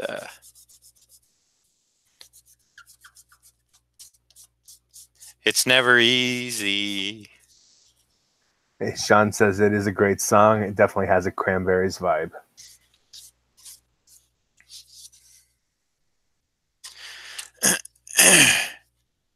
I realized, I like the Cranberries. I never owned any of their music. It was just one of those things that I think they played enough of it on the radio that I felt like, I was going to get enough. Let me see. Maybe I'm going to turn Thor's head the other way and see if I can get it. Sean says the Breeders also sounded pretty similar. Yes.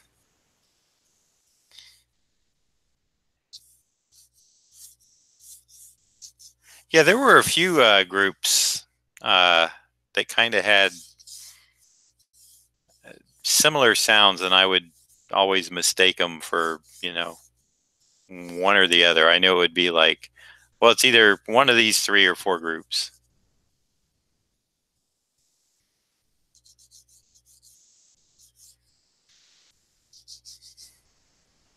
Craig Peterson, I am here.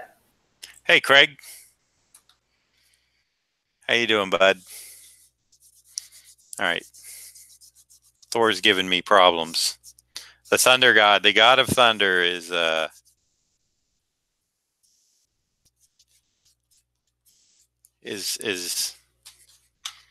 giving me a little trouble.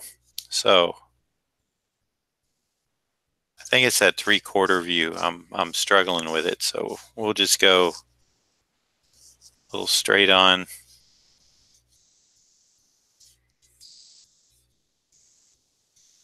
I got an idea.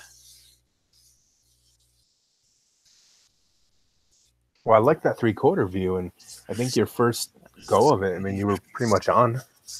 Nah, you know me. The mouth wasn't cooperating. Craig says he's good, and you?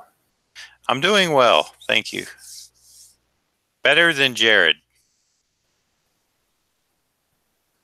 Sean says those headshots sold out pretty quick, right?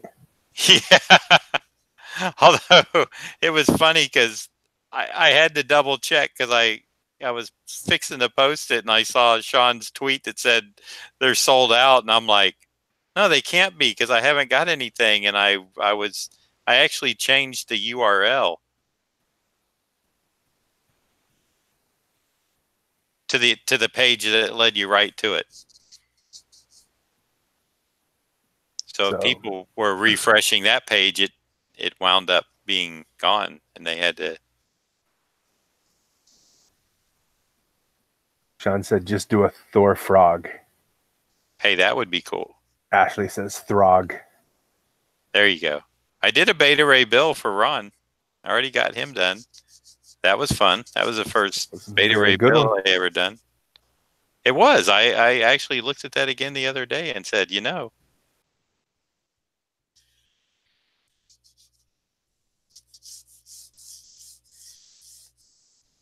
sometimes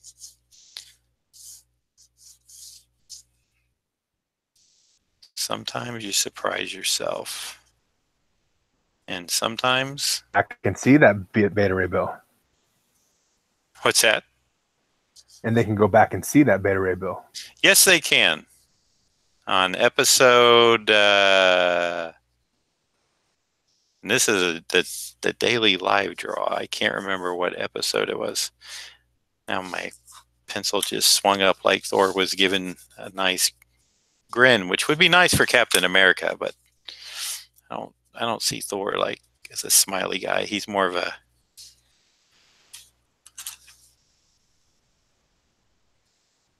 So Ashley says her boss did a Jane Thor kissing Frog Thor sketch for her. Very well.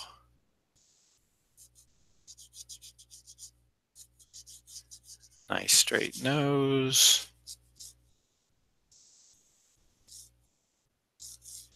All right, so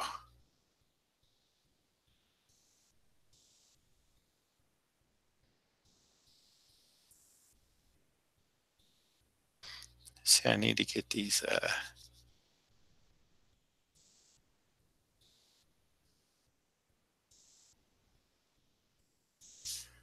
nah, looks like he's doing a toothpaste commercial. All right, trying to open his mouth up a bit, but Thor doesn't want to cooperate.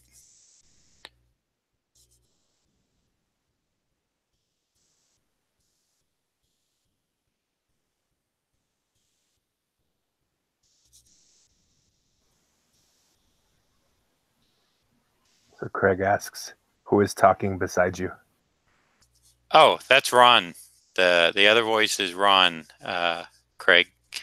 Ron comes on. He's a buddy of mine, and we'll read through the chat, and that allows me to hopefully not have these moments like I'm having now, and get these done a little bit quicker where I don't have to stop and actually read some chat. Not that I mind it, but it makes it a little easier when I can continue to draw. And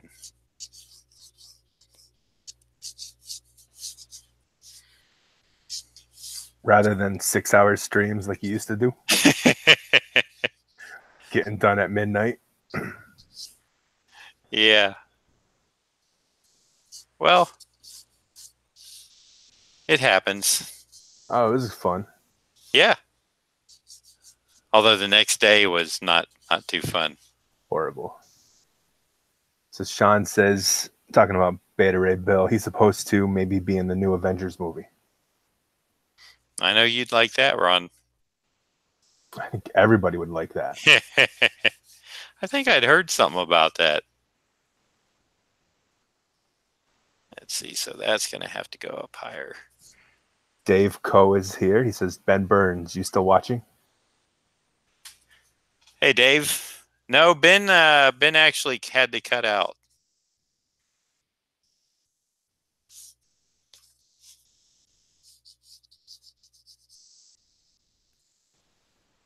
So Sean says he didn't get to mention in the chat, but thanks for drawing that Hellboy for him the other day. Well, thank you. I enjoy it. Hellboy is one of my favorite characters too, so definitely had fun doing it. In fact, both of those, the Thanos and the Hellboy, I had a good time on. They were both really good. Yeah, I liked them. I'm gonna play with some shadows on this Thor with my big brushy brush. I'm gonna kind of art it up. I'm gonna get a little arty.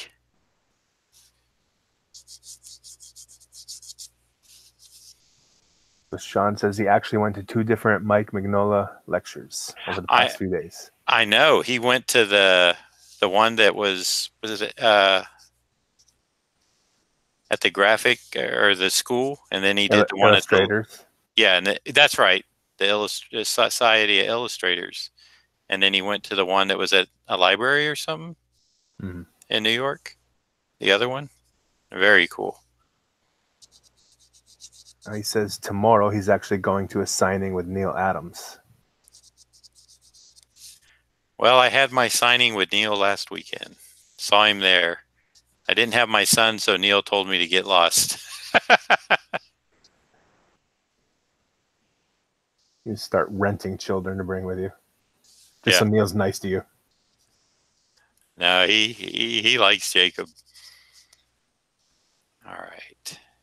As Sean said, it's going to be a busy comic month in New York City. Everyone on the message board I contribute to seems pretty excited for all the sketch ops you've been offering. Wow, that's cool. Thank you. Thanks for getting the word out, Sean. I do appreciate it. So Dave Coe, and I'm sorry if I'm saying that wrong, he wants to know, how often do you do these live streams?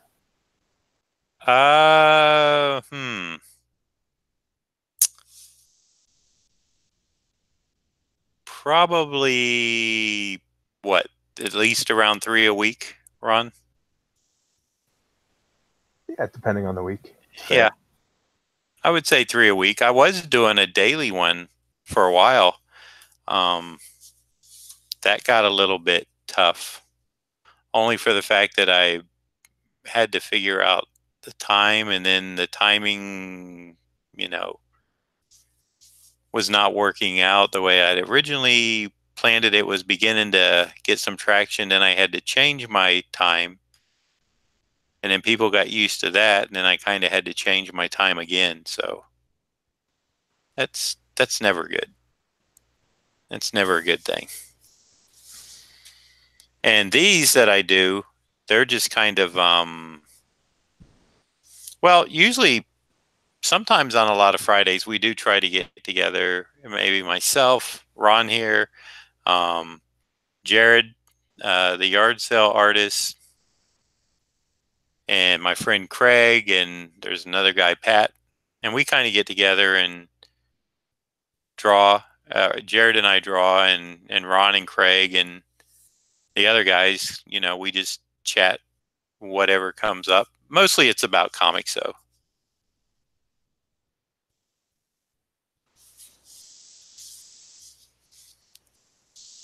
So Sean said Neil is pretty funny. He has endless stories, and Ashley says she worked for Neil during Ace Comic Con. It was a lot of fun. Oh yeah, I like talking with Neil. He does have the stories, and I'll tell you that the other person that I love is Steranko. That he's a great storyteller. All right, Sean. So he says he's got to go. He's getting dinner. Enjoy the stream. All right, Sean. Thanks again for putting the word out, buddy. I appreciate you.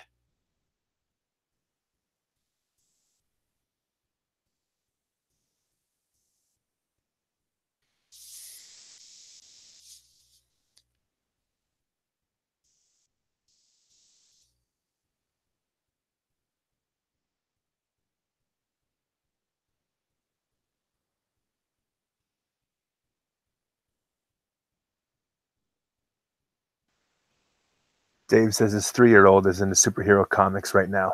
He knows which ones are Marvel and DC comics, and he'll correct anyone if they get it mixed up. That's pretty cool. 3 years old. And he already knows what universe the characters are from. Or what company, at least, right? Mm-hmm. Did you ever see that guy who had a tattoo across, I think it was his back or something, that said Marvel, and in the lettering were superheroes, and they were all of Marvel except for one in the middle? It was like Batman or Superman. Yeah, I think so. I think I did see that. And it was like, oops. Yeah. You think the tattoo artist did that on purpose? Ashley says she saw it too. Or do you think maybe someone just photoshopped it in there as a gag? I don't know. It was probably real. It could have been. And people misspell words all the time. And Yep. Dave says he's learning from Lego. Oh, okay. That's cool. I never saw the first Lego movie, but I've been seeing, the ads and stuff now for the second one. I, you know what? Jacob saw they did that Batman Lego movie, and I know he watched that and enjoyed it, but don't think, I don't think he really cared because I think him and Bella did see the first Lego movie on Netflix or something. I think they watched it, and if it was on there, when I was at a convention, something like that. But I don't think he really cared for it. He's a Roblox kind of guy. He's so funny with that Roblox.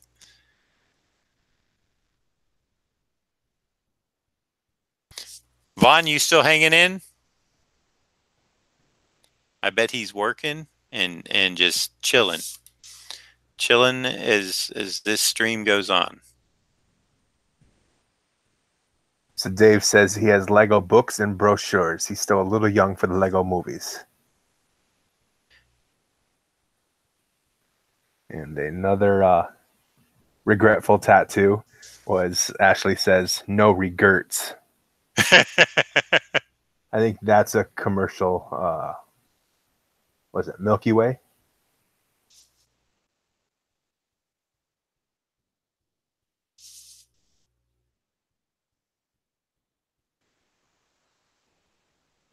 Dave says he should go and see if he wants to watch the Lego movie. And Vaughn says, yeah, he's just drawing icons. All right.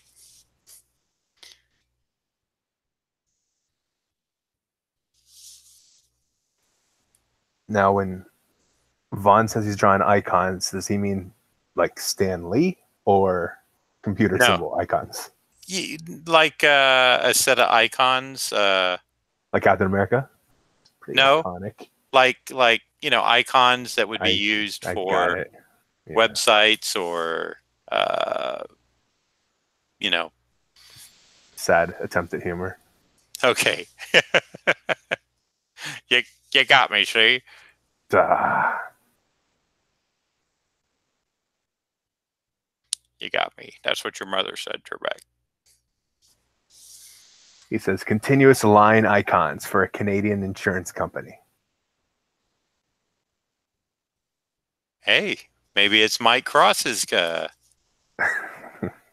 He's selling Mike Insurance. That's right. Their logos in case moose happens.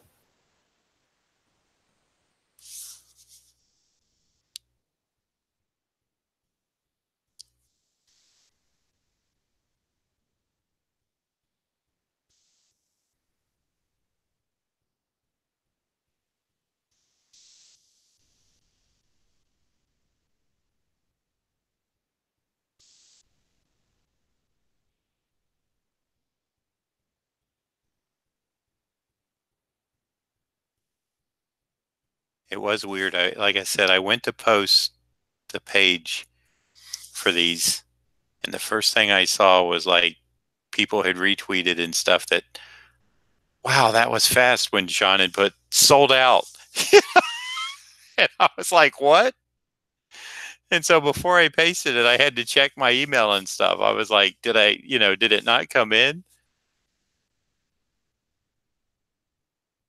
Kind of freaked me out because I thought, oh, did I do that mistake that happened before where people just happened to be refreshing the page and well, I guess it wasn't a mistake, but it was just you know, it made me think like, what did I do wrong? Why didn't I get a chance to announce it?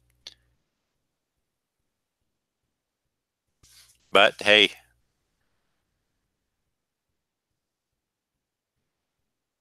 I'll take a sellout.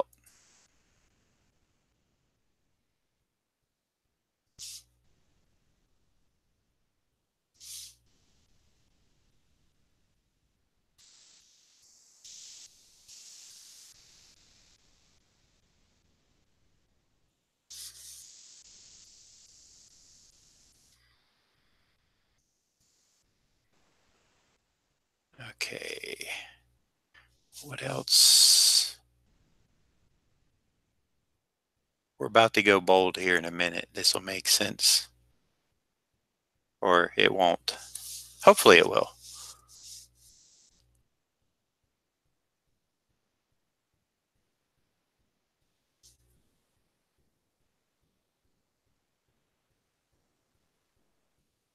Just trying to get some of the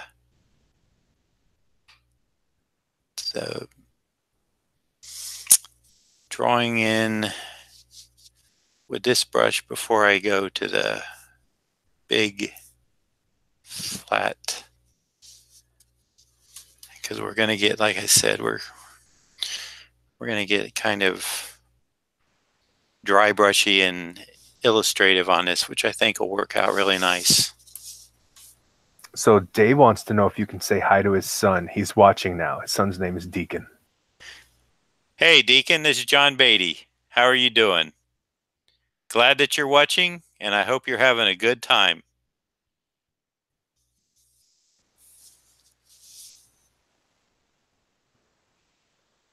We'll have to ask Deacon if he knows who you're drawing and which company does he belong to. Oh, yeah. Deacon, who is the god of thunder? Say Gene Simmons. Say Gene Simmons.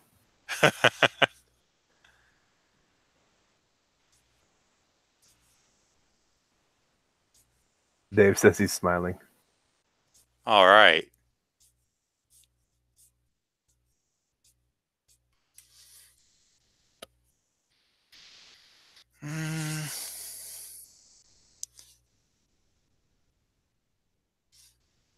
Think just to be safe, I'm gonna just to be safe, Ron. Gonna put this nose in with a little bit of not reckless abandon, but whatever the other one would be. A little bit of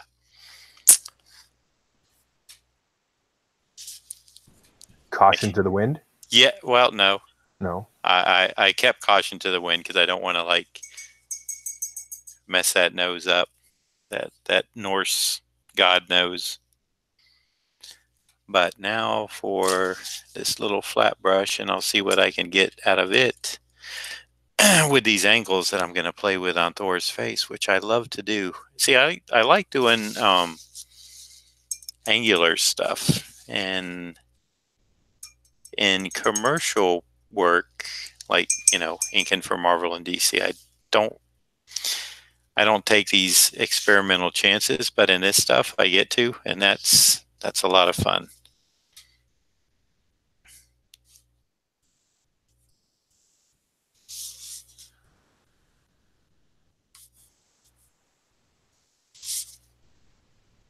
Thor, Deacon said.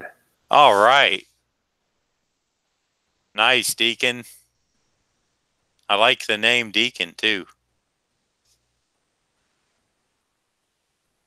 Vaughn says rugged good looks equals Thor.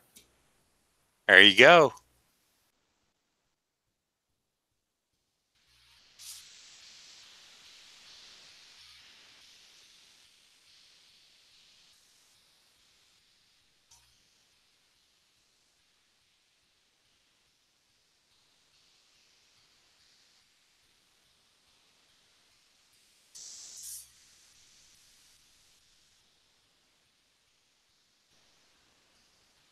Now he's ready to go play some football. Who, Deacon? Thor. Oh. How they have the black under the eyes. Yeah, that's right.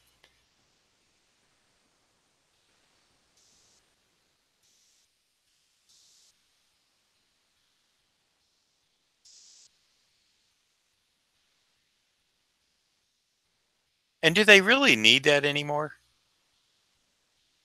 I guess the stadium lights, right? Probably. I guess they could actually be worse than real sunlight.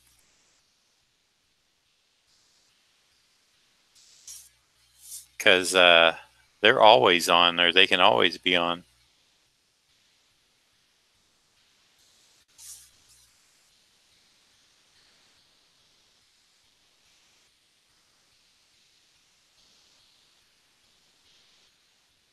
Hey, where's our buddy Steve been? I'd like to congratulate him. You don't think we scared him off by joking around, do you? He's probably still celebrating. Oh, that's the perfect answer. He is a math teacher for kids. I don't think we could scare him off. Oh, you conjured him up. He says, I just opened YouTube now. Now that is weird. Steve, congratulations on that wonderful victory. Steve, check your phone. I think you're being bugged by John. I hacked into his computer, so you knew he was on. That's all right.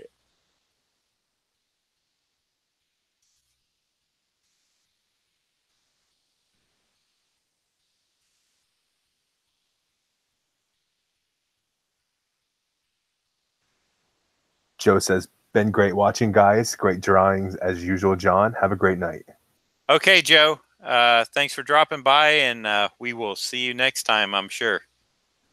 Have a good evening. Later. Steven says 6. Exclamation point, exclamation point, exclamation point. He's got like three more asterisks. I say asterisk, not exclamation point. Or I'm saying explanation point. Yeah, I want an explanation. Maybe I did have it right. Question mark, asterisk, question mark. Deflategate, question mark. Bad penalty call, question mark. Ah, well. I'm not going to be a sore loser because I really... Is used to 500. Yeah, me too. Yeah, but not even 500 this year when they should have been a breeze.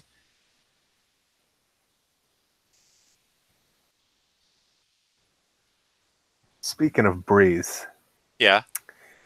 You do kind of got to feel bad for that team. The Dolphins? The Saints. Oh, yeah. Heck yeah. I'll tell you what. I really think it would have been a much better football game had it been the Saints. I thought overall the game was very boring. And I know people say, well, most Super Bowls are, but that's not true. Some of the last ones have been pretty exciting, actually. But that one was a snore fest. And I don't know, like I said, I mentioned this the other day. I don't know if it was because the defenses were doing so good, but it just seemed like neither team really was hungry for it, did it? That's my take on it. Yeah, it wasn't great. So Dave says Deacon commented, this reminds him of Two-Face. Oh, that's because he's seeing, the shadows. The lighting. I bet you. So Steven says a lot of Patriot coaches are heading to the Dolphins. Well, I don't want to be a cheating team. I just want to be a winning team.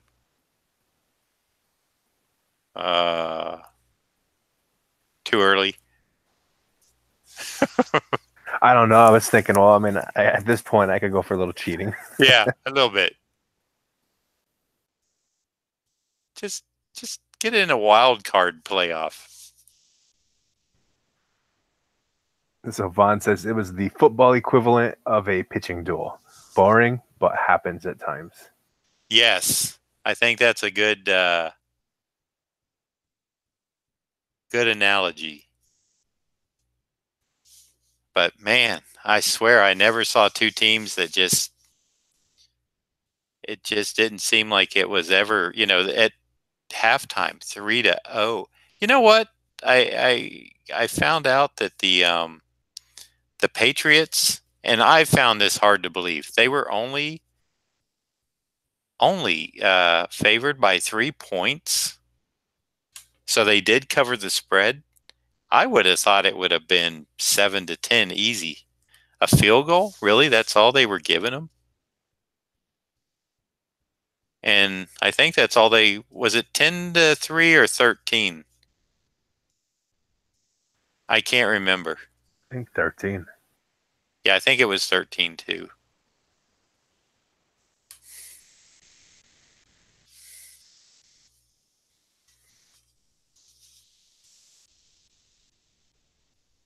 Oh, Steven wanted to just say Dan Marino's number 13. I love it. That's a good one. Oh, it hurts so bad. Yeah.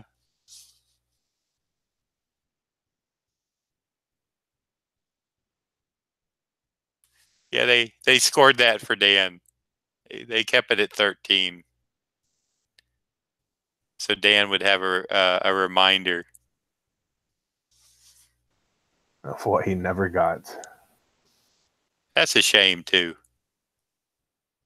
There's a few athletes I feel like that for Barkley. You know, that man played so hard and did some really good stuff and never got that championship, but came so close a couple times. And you know, Marino going to the Super Bowl in his 1984, his first year, you would have really thought he would have been back. Mm-hmm. Hey, Steven wants to know, which Super Bowl did Marino win? Well, Steven, it was all of them. All Super Bowls forever. He won football, sir.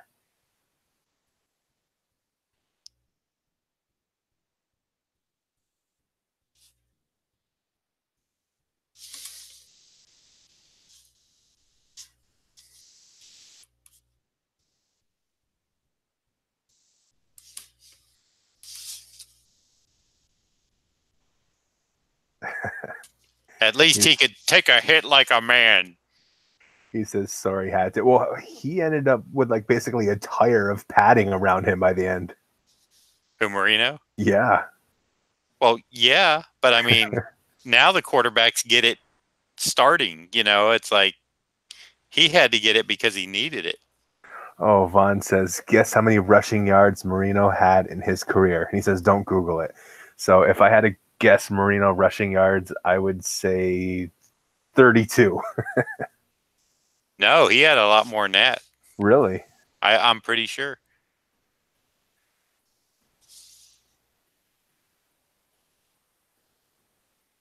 What's your guess? I'm trying to remember how many years he played. So I know the answer. I'm not going to ruin it yet. So years he played. So he was drafted in what, 84, right? 84, yeah. And he retired 99? That sounds about right. So 15? 15 years.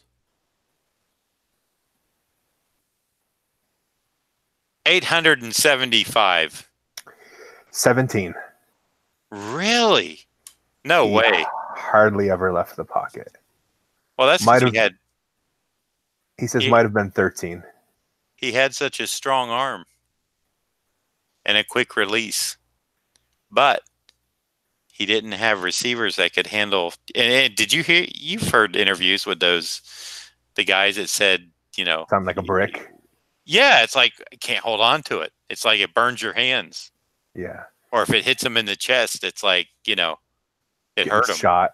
Yeah, exactly. Vaughn says he's got to go. Good job, John. All right, Vaughn. I will check you soon. Take care, buddy, and thanks for stopping by. I appreciate it. So sorry. I was going to say, don't be a stranger. Steven said Marino was great, but he was always yelling at teammates at the end. He had guessed the 13 yards, and he says he had a great step to get away from the rush. He did.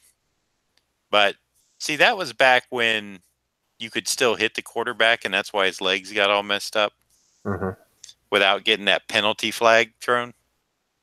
You know, the Brady Like, penalty. I like to call it, where you just pinky touch the quarterback in 15 yards.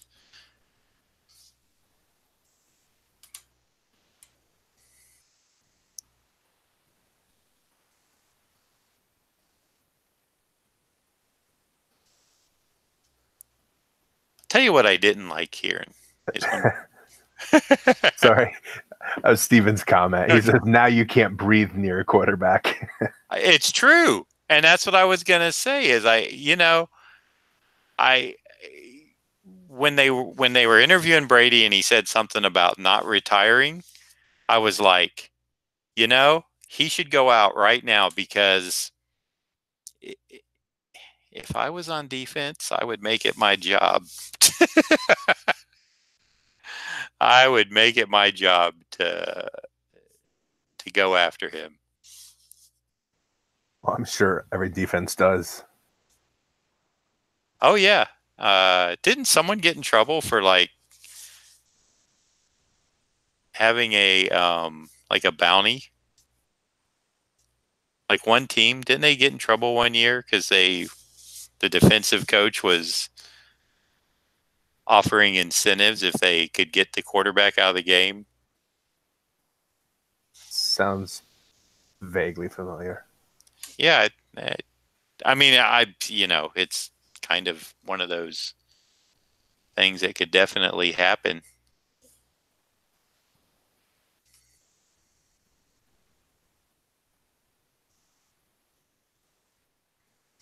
New Orleans Saints.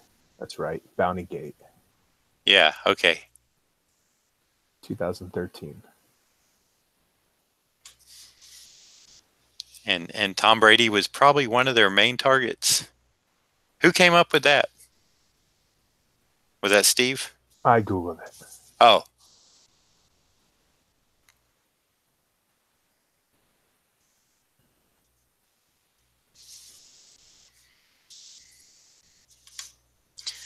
You just a Googling man. Oh, Steve says the Saints Bounty Gate. Yep. There it is.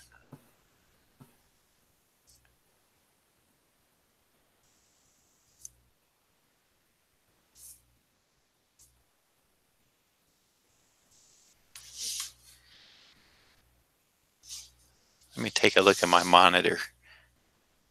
See? You see how this is coming across in the graphic?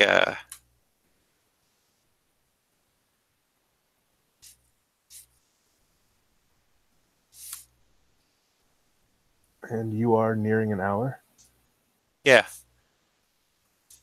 I figured that would be, well, with the redrawing and trying to get stuff, it just wasn't, it was fighting me too hard. So I figured I would get a little different.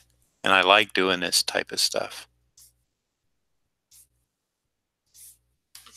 That's what I love about these sketches, is the experimentation I feel like I can do with them.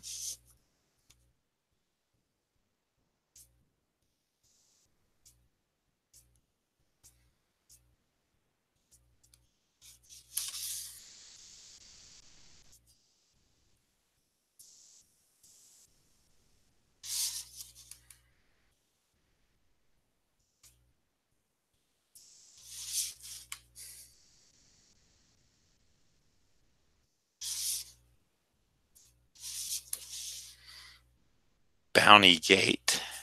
Dun, dun, dun, dun, dun. I like that. I bet that was so prevalent, like back in the day, that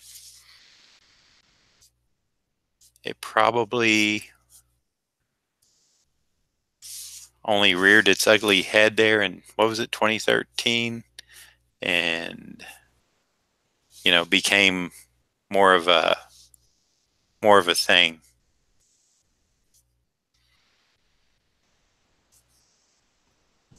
Because I'm sure the Saints weren't the only team guilty of putting bounties on offensive players with their defense.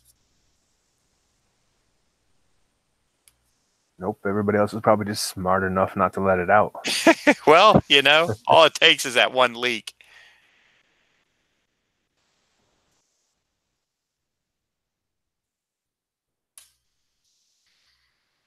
Speaking of leak, when's your next stream? You mean my that kind of stream? No, not that kind of stream, although it is getting time. No, Your I'm next okay. I'm good. daily live draw. I don't know. Those may have ended for a while. I know I got a whole week of Ron though, but I haven't said the topic yet. But we got to do the week of Ron. Gosh, I forgot about that. No, I have not. And those are all in color.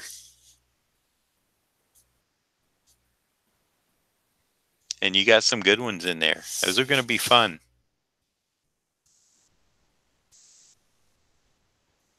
Steven says the Patriots would never do anything like that. Yeah, never. They would not place bounties on people. No. They would do everything but.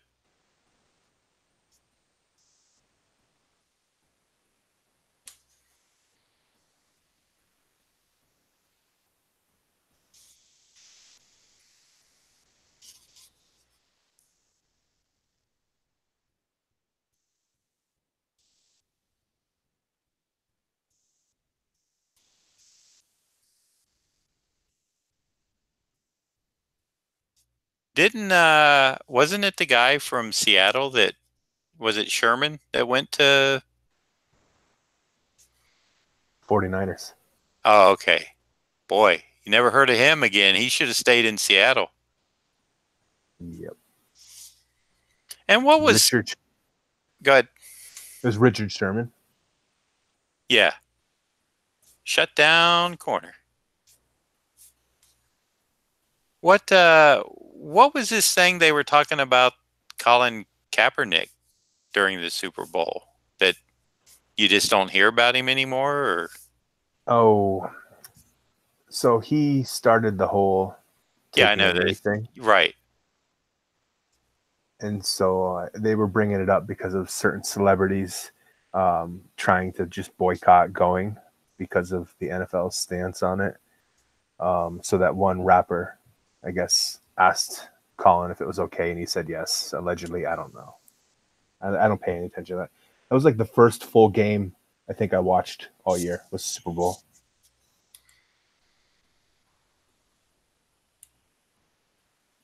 I watched it because it was right in front of us where we were eating dinner at the hotel, and of course there was, it was on every TV, so you couldn't get away from it. But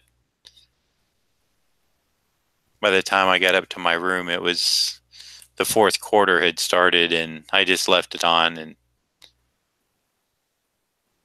when they got that touchdown late, I was like, well, there's a chance. But there was, didn't they get intercepted or picked or something? Yeah, they both teams did. Yeah, but of course it always happens to the team against the Patriots in like the last one, the one that ends the game. Mm-hmm. And I think that's what I remember is Brady got picked, and then the other guy got picked, and wasn't enough time left for them to really do anything.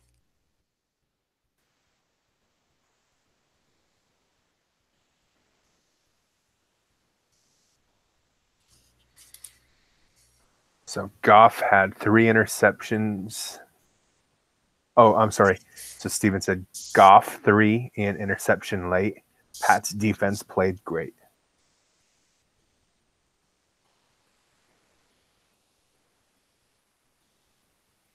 Well, the Pats pass rush was phenomenal. They were on that quarterback.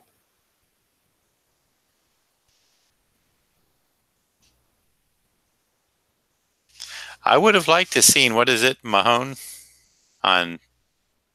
Well, I did kind of see him for the Chiefs when they played the Patriots in the playoffs.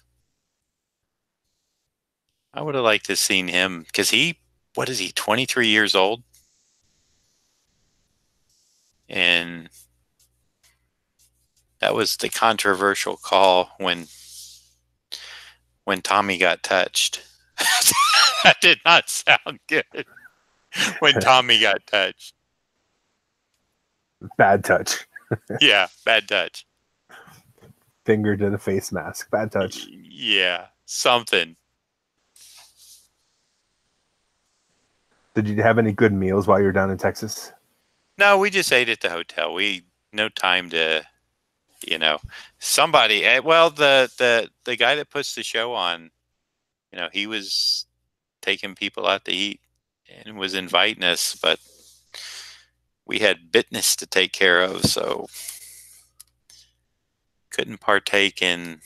They went to some barbecue place the second night, and the first night it may have been a steakhouse or something. I'm sure it was great, but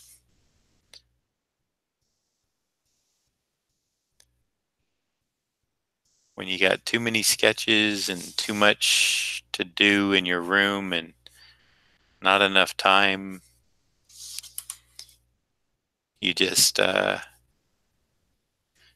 realize you realize that it's a job.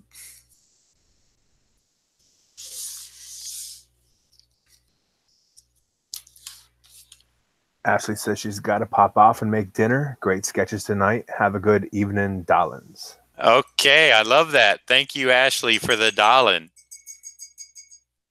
Watch, that's going to be the new thing with the stream. It's going to be a Dollin. I think we can make that happen. We could make it happen. We shouldn't, but we could. Steven says sounds like it was a successful con. Oh yeah, it was a fun show. Good deal.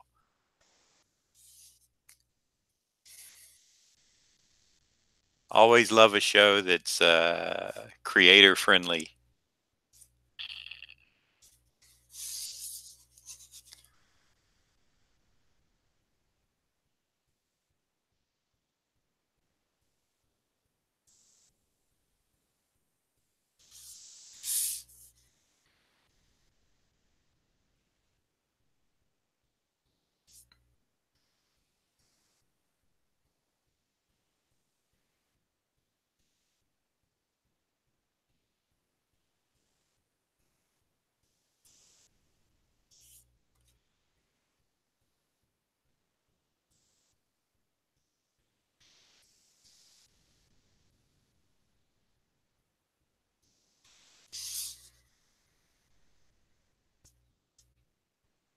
One day we'll have the Darling stream. Right, Ron? Sure. Yeah, right. Yeah, of course. Right. Ron will say like, I'll be there, and then like it'll be like, hey, where's Ron? I don't know. Maybe you'll be texting me. Oh my God, Jared, I'm sick. Yeah. Ah, man. Hey, Dave says Deacon says it looks more like Thor now. Yeah. We're gonna get to the. Oh, you know what? I do this. I wish Zablo was here. You know what I've forgotten, right? Has it hit you yet? Trebek jokes? Nope. No. And it's okay because I can add them. Oh.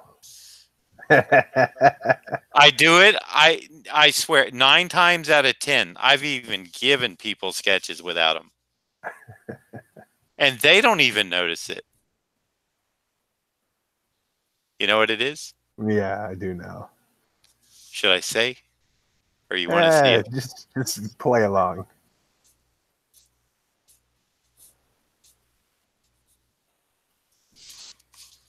Steven says, I think you said you will be at Terrificon this year. We're hoping to make that one. Yep, I believe I am. As long as Kelly Jones is going to be there, I'll be there. Says, it looks like a great comic creator con. It is. It's a big con, but it's very comic creator oriented. And the guy that puts it on, Mitch, is a big fan. So he doesn't care about, he gets a few media people in.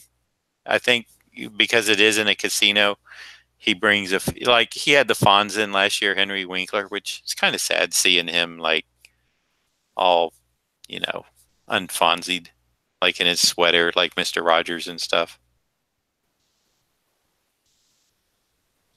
But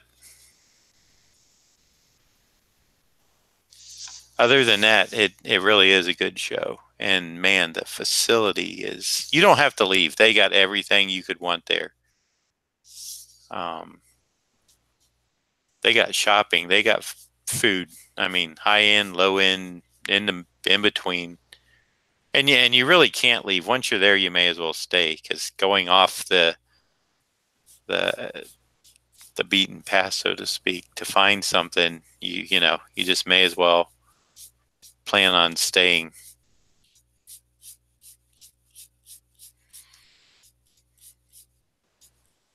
Well, Deacon says this looks like a real life Thor.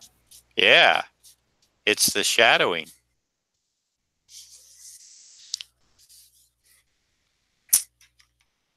Should I add him, Ron? I'm almost tempted not to. Oh, man.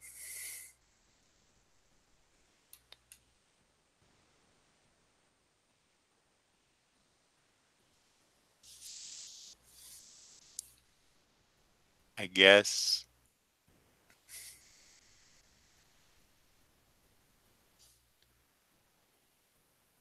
I felt something wet on my palm over there. I think I got some ink.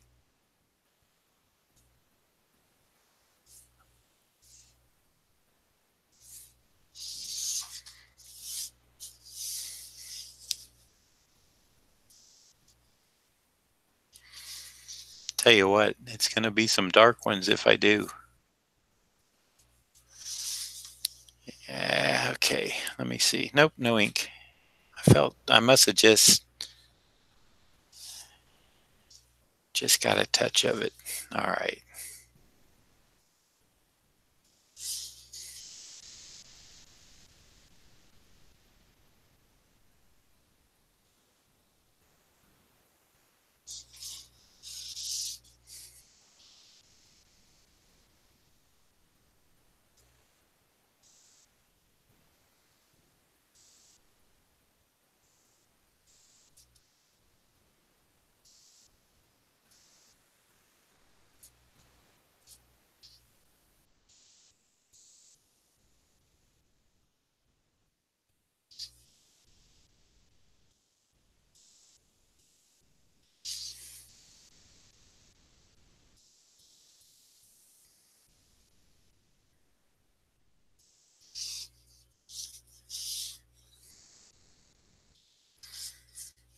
I think on the other side, I'm just going to go black. I think it'll...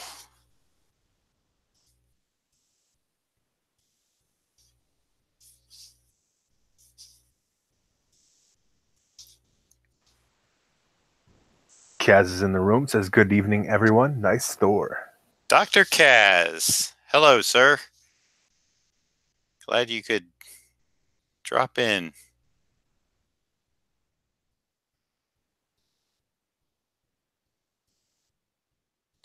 Hope your day has been going well.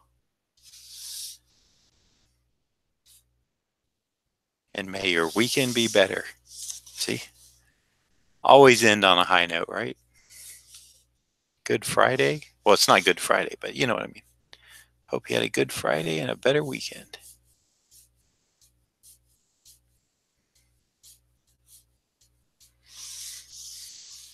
All right, so time to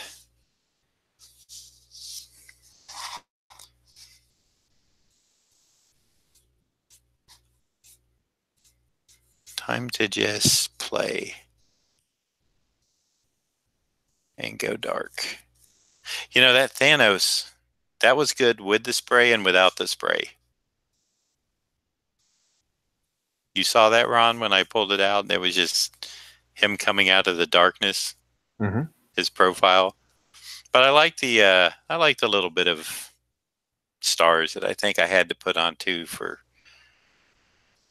you know, I just, it just kind of, you know, with him, I don't know. I could have, I probably could have. Let's see. Do I like that? No, that's a bit, I think I'm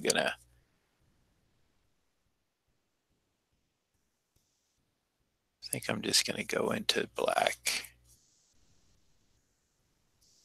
and let the real graphic nature of this take over.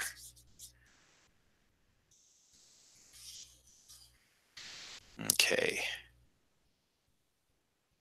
I like this over here. I like the, you know, just this indication of the feathers. All right. This, you know what I'm using here, Ron, and I ordered a couple more bottles. This is my Pelican Ink. This is what, I've been using this the past few weeks again. You know, that big bottle I have. And I really like the way, I like the way it's been drying, the darkness of it. And it's, so when I ordered those brushes, I was like, let me see if I can get a pint of it, but I couldn't. So I had to get a couple bottles. The 1 ounces will, they'll last me long enough. That wasn't at Blick, right? Yeah, it was. Oh, okay. Did you say they had the big one at the actual store? Because I didn't have any of that at the store. That's right. You know, I'm wondering if this here, looking at it, if I should get rid of it.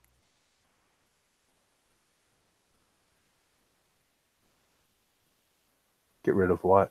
This little mouth line that goes into the white, it's kind of bothering me a little bit.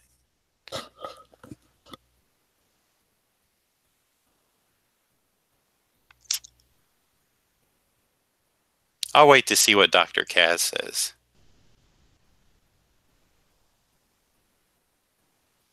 So you see it on your monitor?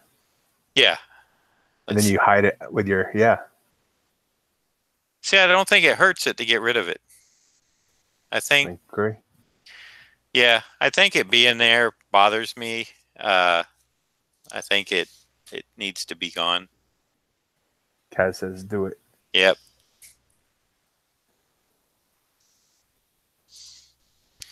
There we go. Now what I would like, this is the tricky part, is one nice soft, and of course that's all black. I got to see how much, I got to get some ink out. I just want a nice little,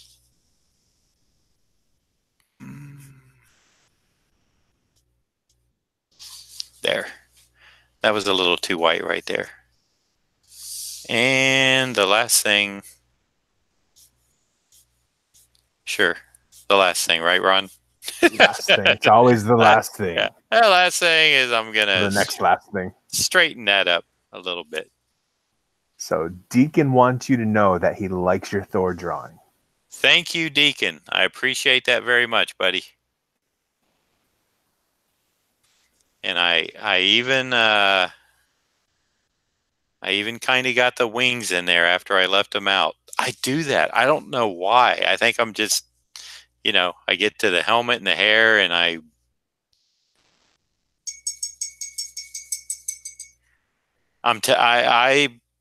literally, I've seen like a Thor sketch I've done and someone's put it on Comic Art Fans and it's like, I'll look at it and I'll be like, I forgot the wings. And nobody seems to notice it.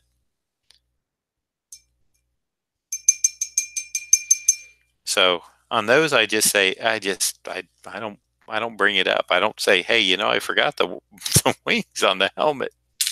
But I did it again. You saw it, Ron. Okay, so are we going to do Rhino? How do you feel?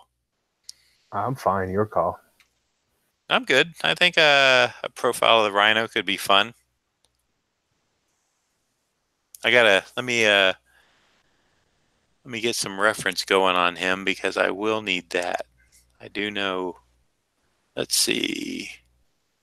Kaz says, perfect. Do you ever sign on back? On the back of our, yes, I do actually. Like on Sean's Punisher coming out of the dark, I signed it on the back of that one, so that it wouldn't throw the balance off. And I showed Sean that. I told him, I said, if you want, I can sign it on the front, but I feel personally that it looks better to sign the back and not mess with the front. Okay, so Spider-Man RH. Is it coming up? There it is.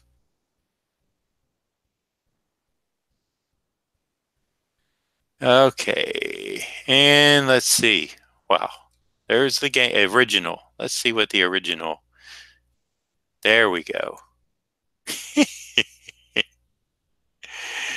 Oh yeah. Oh boy, here we go. What cover do we got? Spider-Man 41.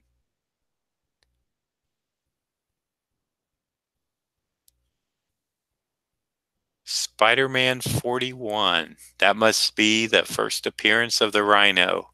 So Correct. let me. I think I have 2 copies of that one. It looks like on this he's got like eyes on the side of his, you know. Wow, it's really funny because some of these are really gray and then some of them are really brown as far as the coloring. I don't know if that's just the scans. That's a good one. So it looks like they see the one I remember. It only had like the one horn. Um, and I don't remember. They look like they have the eyes. It looks like they really skinned and took a head off, and he just popped that on and cut a hole out. Well, See, I think that's the ears. I I think it's the eyes though, like on the side. Well, I could take a little artistic liberty and leave it off. What do you think? We'll see how it looks. Your call. I'll get a sketch going, and let's see. Dr. Kaz, I don't know if you saw this. This is the Steve Ditko, half Peter Parker, half Spider-Man. And yes, I did pull out my Steve Ditko reference to do this, because I can't just get Ditko off the top of my head. So did that one, and now we have this nice Thor, and I think I'm okay to go ahead and erase this. And Bond's getting nervous again. I can feel his tension. Dave wants to know, what do you do with these inkings? I sell them. I sell these little originals. If you follow me on Twitter or Facebook, they're 6 by 8 inches, and I usually have people select 1 or 2 characters, hopefully 2, because sometimes I'll get like 3 come in that all want the black symbiote Spider-Man costume, and while I could do that, it kind of makes for a little bit of a boring evening for those watching. So I try to, when that happens, I try to mix it up. All right, so, well, that could have been a disaster.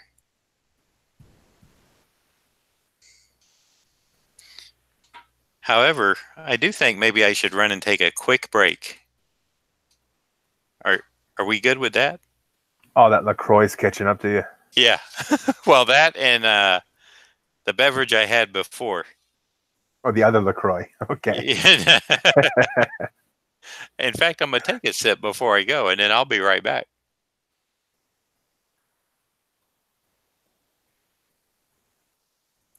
I'm saying no later than 9:30, Ron. Sure. I think that's respectable. All right, so I don't think this works. Let me see if I can mute.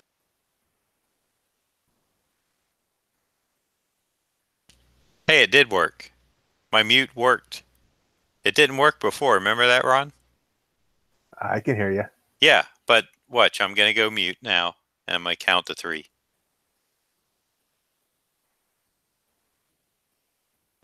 And now I'm back. Yep. Okay. It works. All right, I'll be right back. Give me like just 2 minutes. 2 and 2, as Chuck Woolery used to say.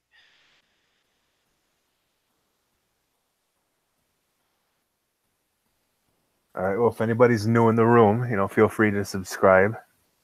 You'll get notifications. Get that set to your email. So anytime John is hopping on live spontaneously, you'll be able to jump in and catch him.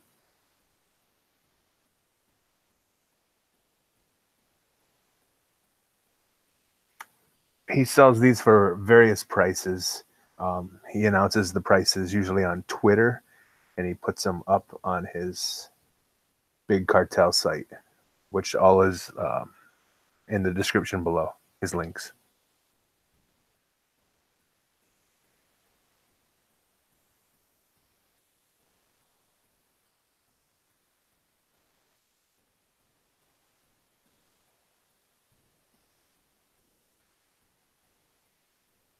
And no problem. He'll be doing quite a few next week.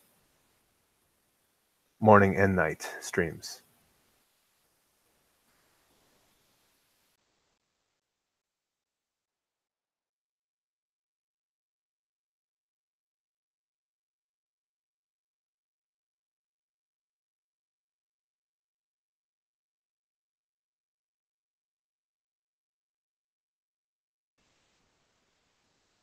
Let me flip over, see if it is on there. If not, I'll post it.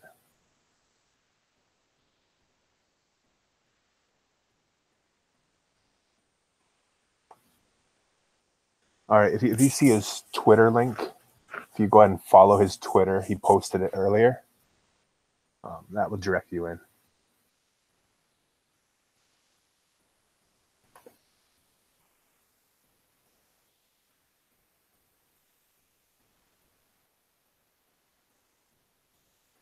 Yeah, I did not see it either, Kaz.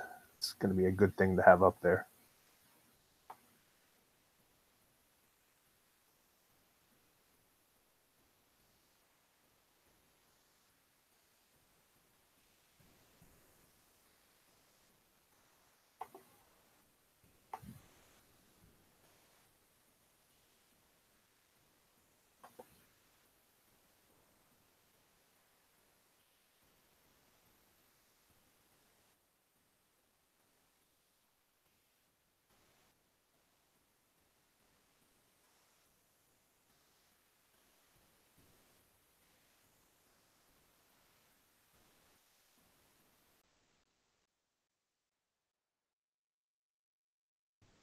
So we got to get that link to your cartel store in the description, John. Okay. Let me type that in. I already put it in the chat. Oh, you mean like in my description down below? Yeah. And we also have to get it on your website homepage. Kaz says it's not on there. Yeah, I know that. I wasn't using it for a while, so but now that I'm kind of taking little splurts of these, I've been using it. I'm trying to find a side view because, oh wow, here's That's the original art to that cover. That's pretty cool. Because the front view of the Rhino, wow, it's okay in context of that cover. Just let's see. I want to really, because I know rhinos have those double horns. I see that, but wait a minute, I got to see this one. Okay, somebody did one with, this is some fan art, and it's kind of funny, but it's kind of cool. Uh, hmm. There's from the yeah, that's like from the Marvel universe, I think. Let me see. Yeah, what is that? That looks like an eyeball. I'm telling you, Ron, it looks like an eyeball. And I don't remember putting that on the sketch that I did. Now the reference I had may have been not that good, but it does have the double horns. Okay.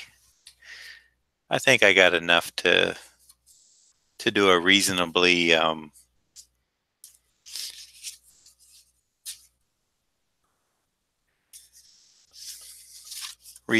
good rhino. I am confident you will. I think I can. I think I can. I'm the little train that thinks I can. I'm the big locomotive.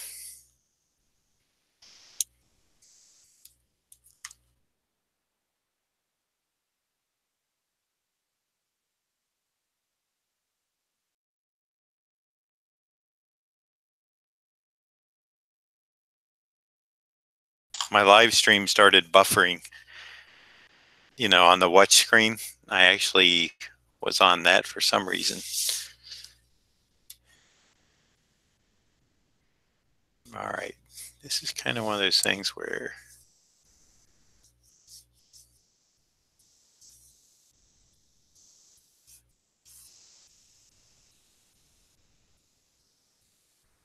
I gotta make sure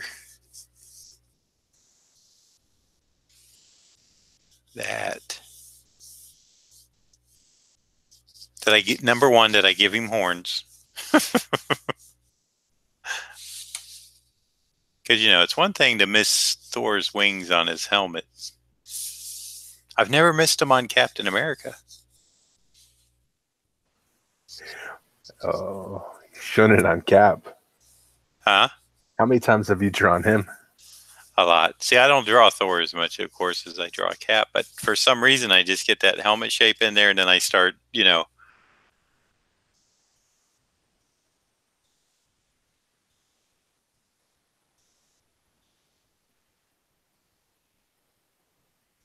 But yeah, I've never missed the wings on Cap, but on Thor, that's really it's really kind of funny because that was not the first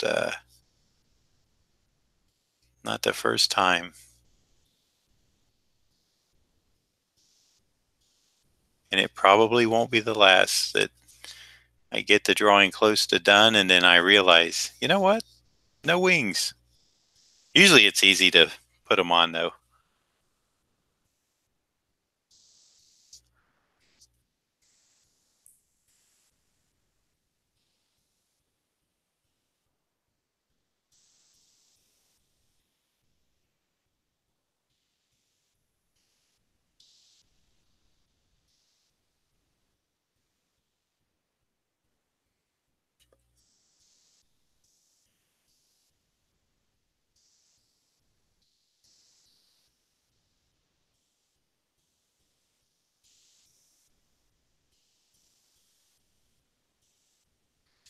Okay, now see, let's he's got this cut out.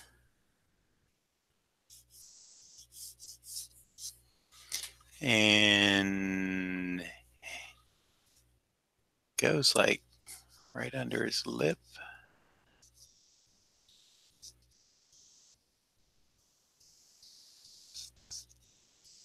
And then we got this thing that is right here.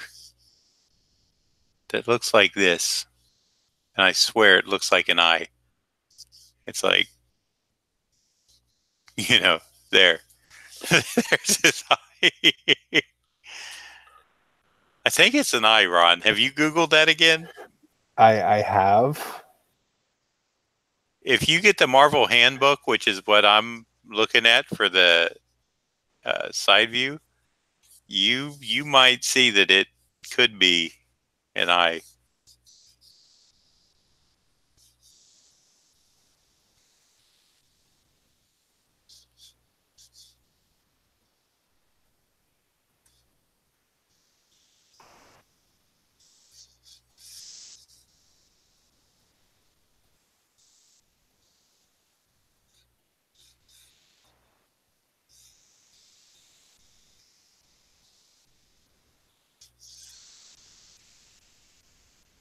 What do you think?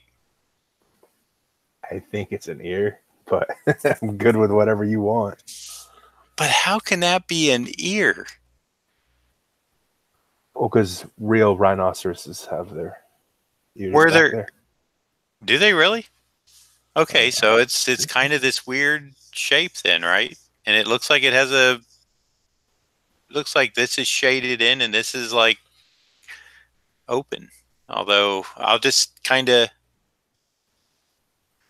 interpret something, okay? It won't be like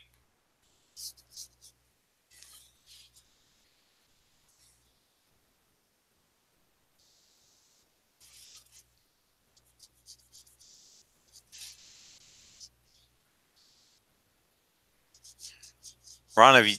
I'm assuming you haven't had a lot of time to do any inking or anything, have you? Because you've been like busting. The last few weeks been very, very busy. Yeah. So I got to do a little.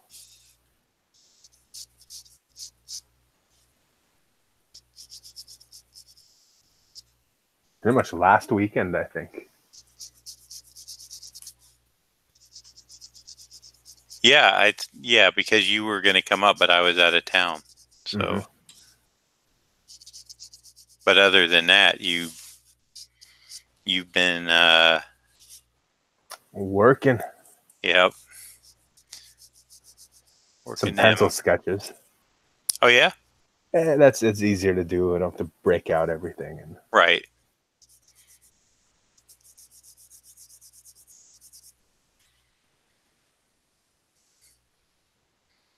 AG says it is an eye, like how a rhino's eye is on the side of the head. Uh-huh. Thank you, AG. Now, can I make it an eye? You can make it whatever you want it to be, sir. Well, if you think it's an ear, I can make it an ear, but I see it as an eye. I think it's kind of creepy. It's almost like like I said, it's almost like he took the rhino skin and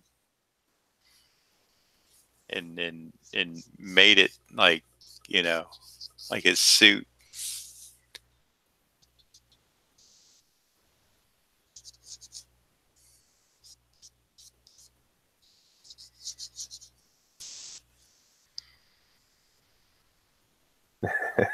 Kaz says it's an eye. Rhino ears appear like teddy bears. Do they? See, I would believe that they would have these little tiny ears.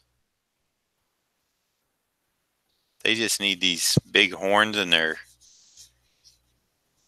big muscular bodies to dominate.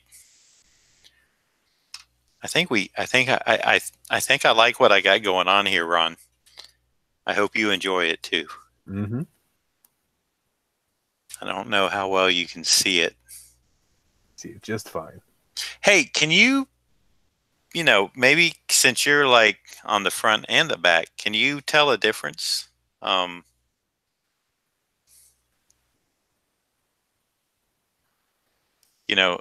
the quality of, does one show better or do they show about equal? They're showing the same. That's what I thought too. I've tried to, I thought I'd just get some other opinions. But for me, it seems like whatever whatever I see on the back end of the stream pretty much is what it looks like on the live. Dave says, thanks, guys. Deacon has to eat dinner now. All right, Dave. Deacon, thank you for stopping by, buddy, and hope you'll come by and watch me draw again sometime, okay? You be a good boy. You know that, though.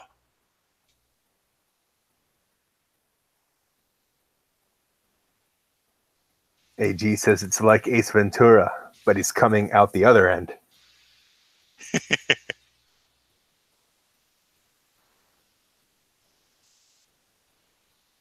Dave says, yes, we will. Thanks. All right. Y'all have a good evening and have a great weekend.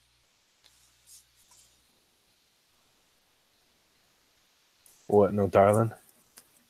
Darling, have a great weekend.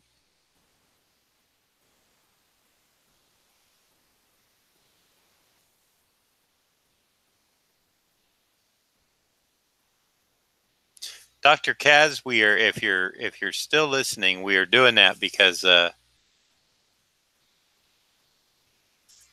saw Bohemian Rhapsody on the plane, and I loved it when Freddie Mercury finally revealed his true self, and all of a sudden he's like calling people darling or darling. I just loved it. It was so natural.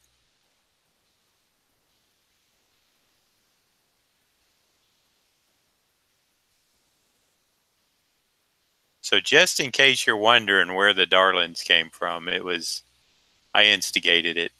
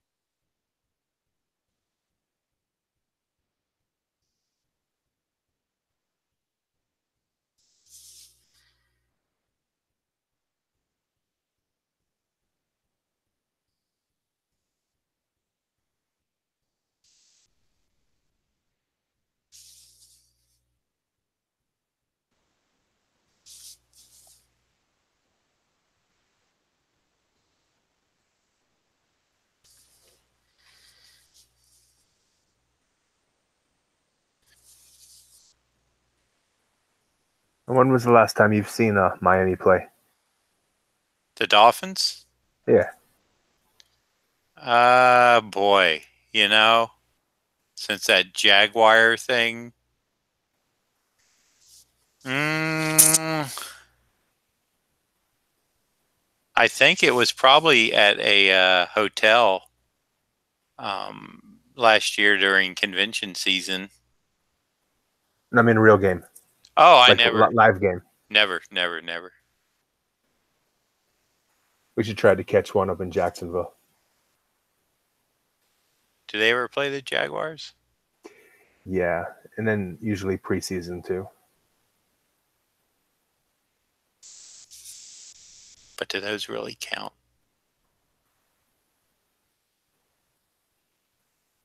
Counts as going to a game.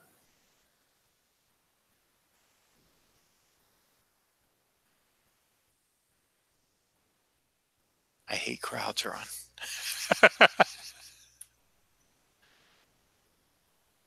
I am. I'm that guy that's like, I got a perfectly good view here in my living room. But Kaz says, yeah, go ahead. okay, British term of endearment, darling. There you go.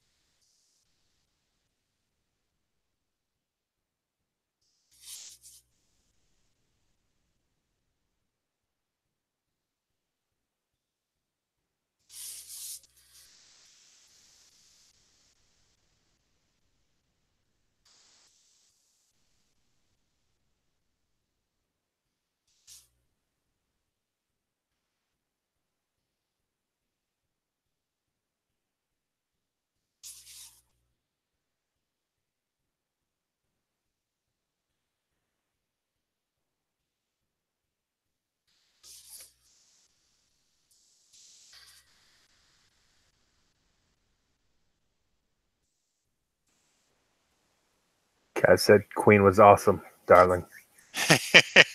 He's catching on. I, like I said, I never knew that much about the band. I knew their songs. Of course, I never knew anything about the rest of the band. It was all about, Freddie Mercury's flamboyant lifestyle because that's what got reported on. But seeing the movie, uh, and then watching real documentaries this week when I was working or listening to them at least, and I think it did. I think they did a good job from everything I could tell. For the most part, I would say it seemed to be fairly accurate. I know there were a few things that timeline weren't quite, you know, with it, but I don't think it hurt the movie. And since they had the guys that were there approve stuff, I thought it was interesting what Joe said about, or was it Joe? No, it was Sean. That Brian Singer, 2 weeks of shooting, bang, fired down the drain.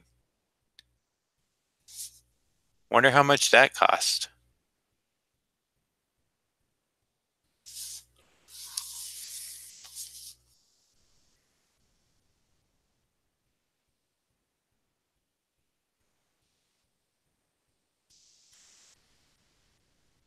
Probably was not cheap. Probably not at all.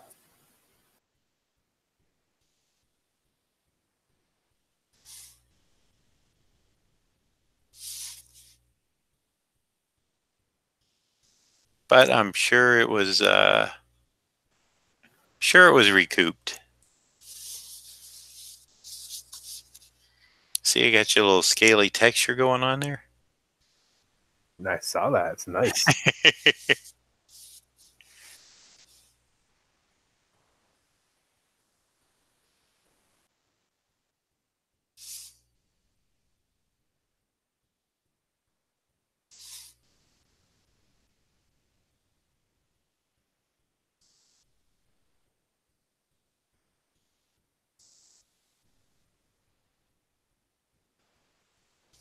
Can you think of any particular Spider-Man villains that you've not drawn? I'm sure there's quite a few of them. I just can't think of any. That sounds silly, but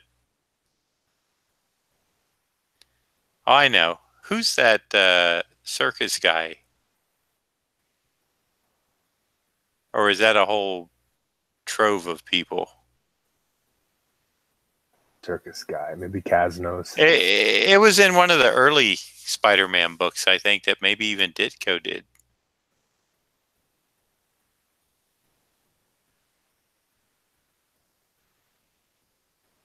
The Ringmaster, Okay. I think. But I don't even know if they use him that much anymore. Well, if he showed up. Yeah. Well, I'll tell you, it's like Mike X says when he talks about Craven's Last Hunt. That was a character that, you know, nobody really took serious until that that particular series. And then, uh, David Michelini, I think, was the writer on that, gave him like a background of the Russian background and stuff and kind of really fleshed the character out. And, it was like suddenly, he had like a full story developed around him. So he became interesting. Did you see Netflix Polar? Me? Yeah. Nah, you know better than that. Okay. So they have this new movie, Netflix original called Polar, and it stars the I don't know the guy's name, but he's the villain in Casino Royale, the Bond with Daniel Craig. Yep. I haven't. Is that the new one or which one? Not the newest one. It was the first one of Daniel Oh, Craig's. okay, yeah. So the guy that was swinging the rope. Yes. So he is this Russian agent, I guess, sort of hitman or whatever. But the way he had this at one point, this fur collar on this coat with his long scruffy hair and the facial hair and the accent and the look. At one point, he jumps out of a tree, and I'm like, this dude would be a perfect Craven. And there has been talk, I guess, like not, I guess not too serious because how can they fit that storyline in, to the whole Marvel? And the rebuttal is always like, well, Marvel's going to have to understand that one of these days they're going to have to try to, they're going to have to give up this, all the movies kind of interlock. You know what I mean? I guess that's why Sony still has some rights to it. Could be. Man, I'm getting my, okay. I signed up for every. Do you hear that still going? Still going. Okay, on the 4 packages that I mailed out today, I signed up for every option yeah, of notification. option. Yep.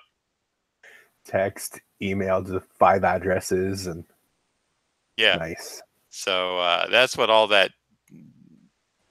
I think it was 8 texts coming in because it was 4 packages. So that was the 2 latest updates.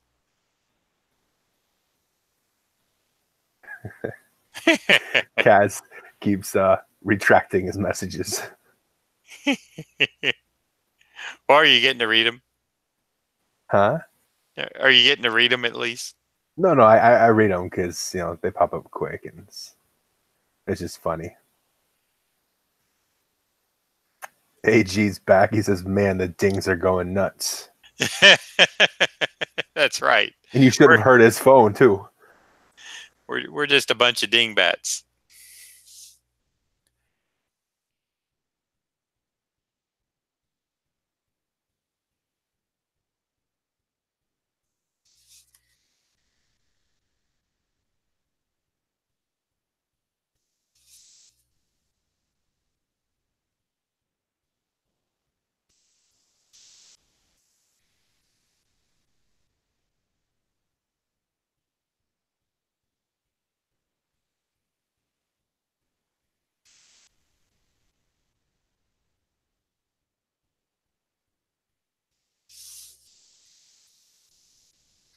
All right. We are getting Rhino done.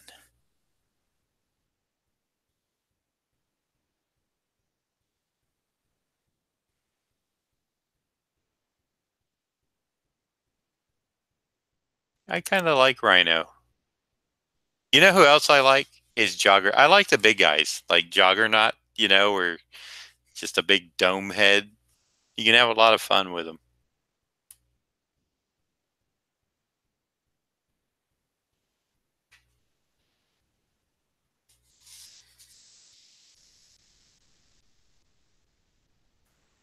I don't think you've done a juggernaut on your streams yet, have you?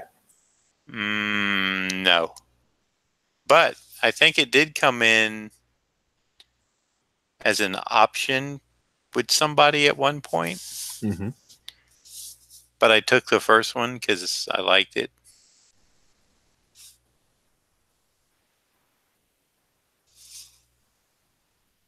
And I try to do everyone's first option.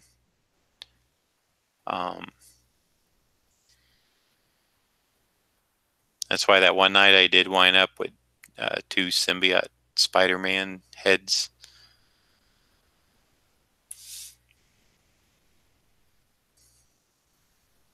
But I know that I'll get that one quite a bit. So, like let's just say, for instance, if I got all five, that's not going to make for a fun stream. Not for anyone. Not for me. Not for the audience. It's going to be like.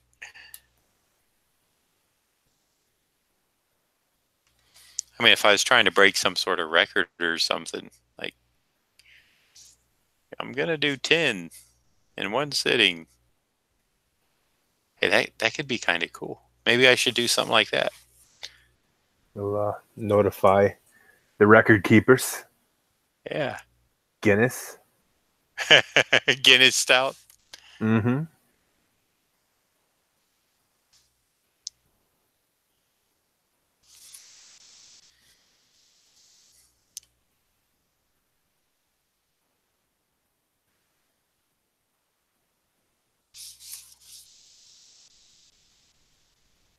Am I getting close to 9:30 or? You're at 9:10. Oh, I'm fine. So next week, some ideas for people would be a juggernaut, or since you like to go for first options, give you the options of a Kirby Galactus or Romita Galactus. What's the difference? Either way, you're getting a Galactus. There you go. Actually, I think the difference is I think Kirby just kind of drew him a little different every time. you know? But Kirby could get away with that stuff. Because he was Jack Kirby.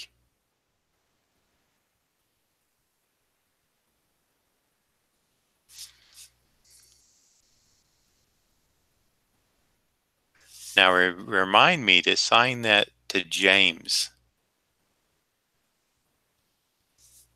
The Peter Parker Spider-Man head.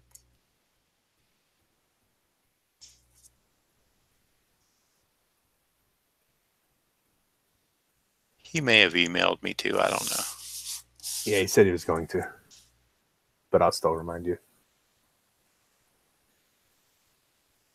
Because the other guy in Belgium, he wanted me to sign his drawing to him. And then he asked me if I could take a picture of myself. Oh, that reminds me, Ron, can you bring your camera tomorrow? You don't have to bring your whole setup. Just camera. I might see if you can take some headshot. I need some new headshots. Do you mind taking a few? Nope. We'll get it all done. That's good because it's charging right now anyway. Cool. Because you're kind of into photography, aren't you? Sure. No, I mean, aren't you? Aren't you? I do like it. I just. Oh, I thought. I wing it like everything else. Well, I thought because you had that like whole camera deal that you were a little more than you know, I mean, you're a hobbyist, I guess, but I thought There you go. but you're a little more than a hobbyist. You're a little more intense. I mean, in a good way. See that, like what am I saying? You want the right equipment. You probably know how to set lighting and shutter speed. And am I right? Am I Um, no? nah, not exactly. A little bit of it. I've been working on some things.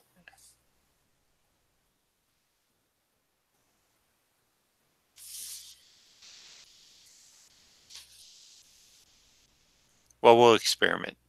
We will. Cause I So got. this camera I picked up because it can zoom in on the moon and get some really awesome pictures. Well, I don't need every pore in my head. No, I just wanted pictures of the moon. Oh, okay. Did you get the blood moon? No, I wasn't getting up early. It was cold out. But that was the perfect chance, wasn't it? Hey, how often is that blood moon? Do you know? Because Jacob missed it. That is a good question for Google. Wasn't it around 1:30 or something like that at night? Yeah, it was. Now, you can look at that without any protective lenses. Well, yeah, it's just the moon. Right. That's what I thought. It is a good eye, AG. He says that rhino eye is staring into my That's very right. soul. I'm spending some time on that eye. It is phenomenal.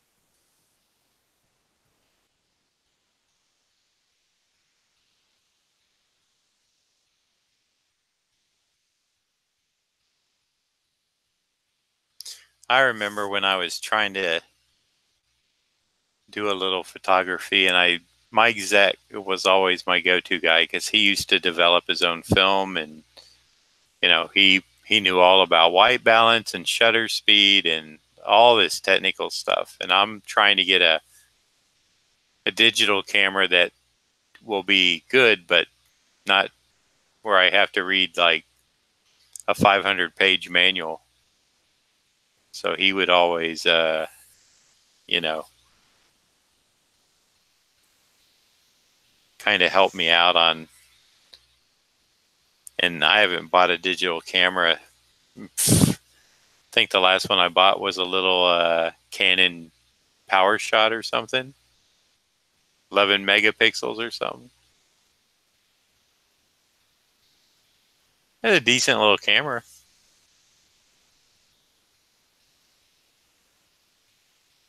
Vaughn says, "What the? You're still doing this?" Oh yeah, Vaughn.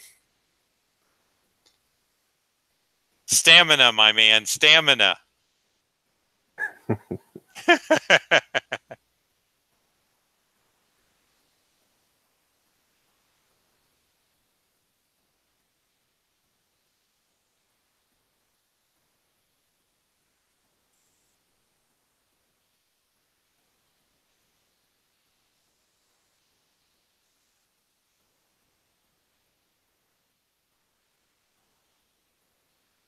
Vaughn probably went and had dinner and ran to Starbucks and has a coffee for the rest of the night and came back and heard people in his studio and realized, what the heck?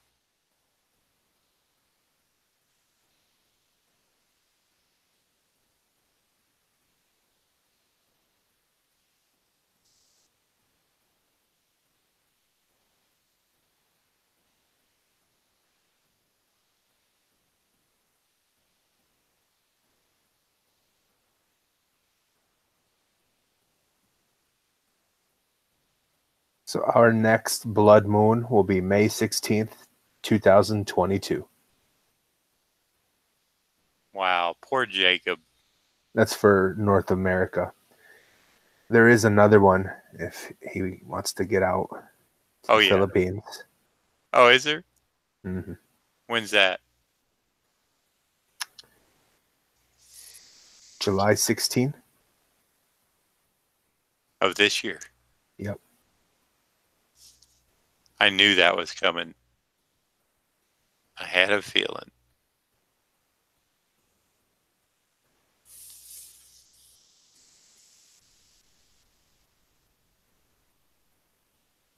Well, it was funny because Bella had said something about it. And then the next morning I wake up and people on Facebook are showing pictures of the blood moon. And I'm like, wait a minute. I thought this thing only came around like, Like Halley's Comet. yeah, 87 years or something. And I didn't even know it was going to like go on that actual night she was talking about it. And I don't think she did either. I think maybe she'd heard something about it and was telling Jacob about when the moon turns red. Because, Jacob still believes in werewolves and stuff, even though I tell him, there is no such thing. Oh, good for him. That's fun. What, did he believe in it? Yes, I miss those years. Yeah, I tell him. He's like, because he's like, he'll be like, Daddy, it's a full moon. The werewolves and and I said, Jacob, there is none. I've been alive too long. I've never seen one. He goes, well, maybe we'll see one tonight. I said, yeah, maybe. I don't try to crush his dreams. I don't want him being scared. Oh, just show him Teen Wolf. He'll be over it. Yeah. Yeah, Vaughn said he went to dinner.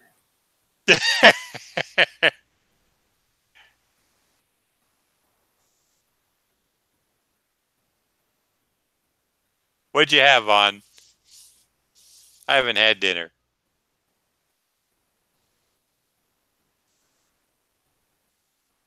He probably he eats some good stuff. Now, where's he from? He is in Oregon. Oregon. Yeah, a lot of fish up there, don't they? Portland, I believe. Yep.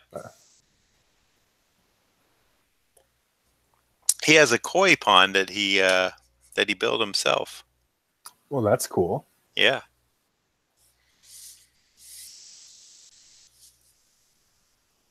You should take a look at his website. He's got some beautiful work.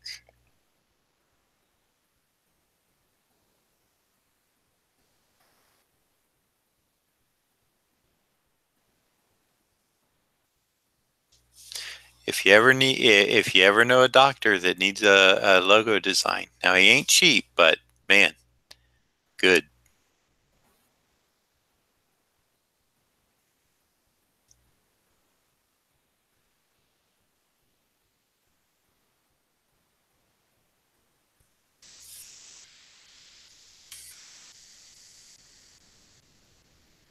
He must be typing out his whole 8-course meal. No.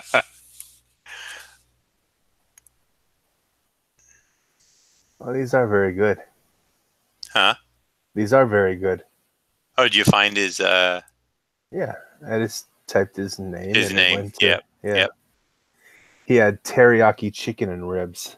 Oh man. He just types really slow. Is that what he said? No. I was just joking. AG had homemade shrimp scampi.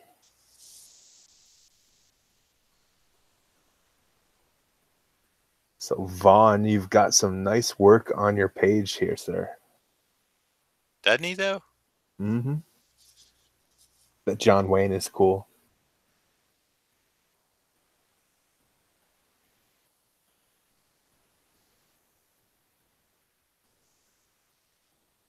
Typeface illustration's pretty neat. Wicked Wheel. I like the. I actually have some of his stuff hanging up in my studio. In fact, I have that Wicked Wheel poster hanging up. Icon design. Editorial. There you go. That's what he was drawing before he went to have his 20-course meal. Oh, he says, all the fish are hibernating. I stopped feeding them around November and won't feed them again till March.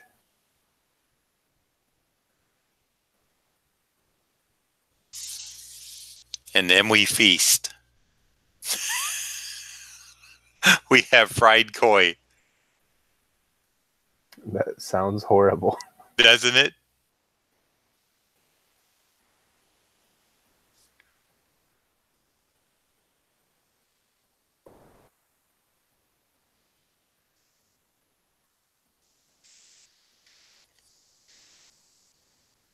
Are you paying attention to all this love I'm putting on this drawing run? I am.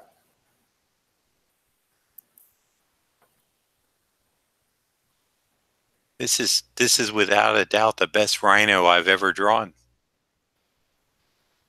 course, it's only the second one, but Well, I didn't see the first, but I was going to say this is probably the best rhino you've ever drawn.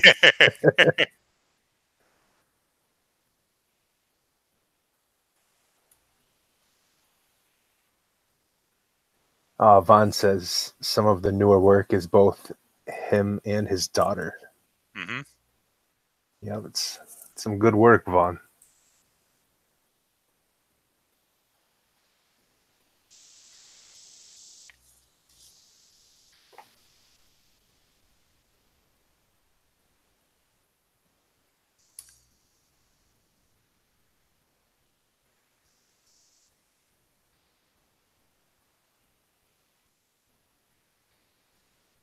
And AG says, very cool rhino. Thank you, AG.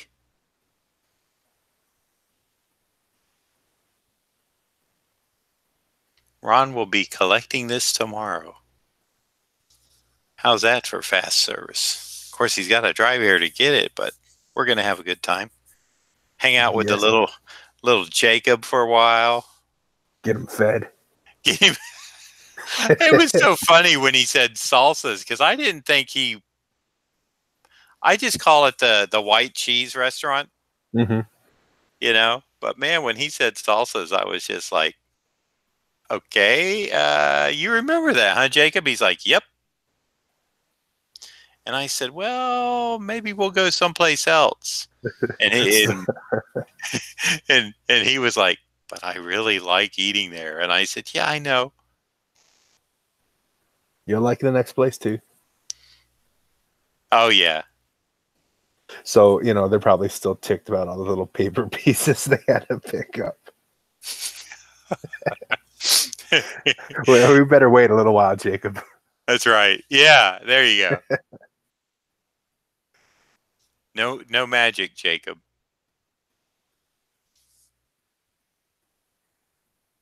Kaz says, wow, nice rhino eyes. That's right.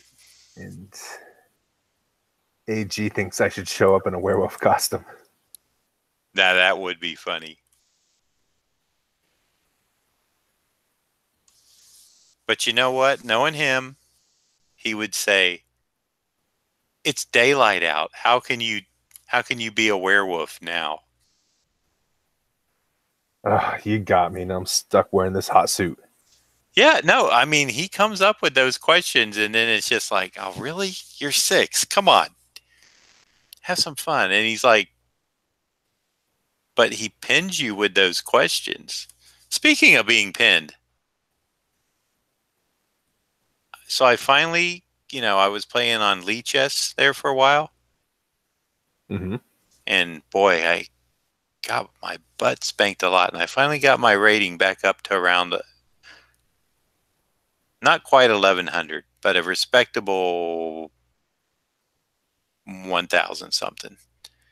So I took my 1,300 rating on chess.com because I hadn't really played on that. And my gosh, it's like, because they give you so many points to start with, you're playing these like 1,600 and 1,500 rated people, and they're just spanking me left and right. And I'm just like, okay, just let me get down to where I'll play some opponents that are within my speed. And I don't know why they start you so high, but they do. And so now I'm in that 900 range, but I've been beat so many times on so many crazy things that it's like I'm I'm almost ready to go under 900, and I'm just like I don't know what to do, because like I said, when you play those people that, like, you know are masters, or at such a high rating, and you get beat so bad, it's just like you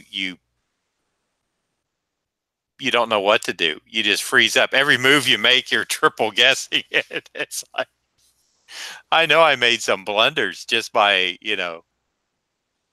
playing people that I should have had a better shot at playing, but I didn't. But oh well. It'll and it does tend to run in cycles. I kind of noticed that. Like, you have a good run, then you have a bad run. So, oh yeah, he needs some spittle coming out. There we go. Because he is screaming. That's right. Spider-Man. He's got some loogies.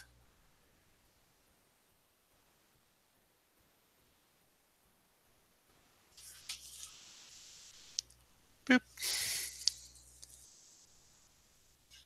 Well, that is really cool. But it's not done. I gotta add my little dry brush feathering on a few areas, like up here on the cheekbone, and just the extra little touch. Little flare, see? Ah.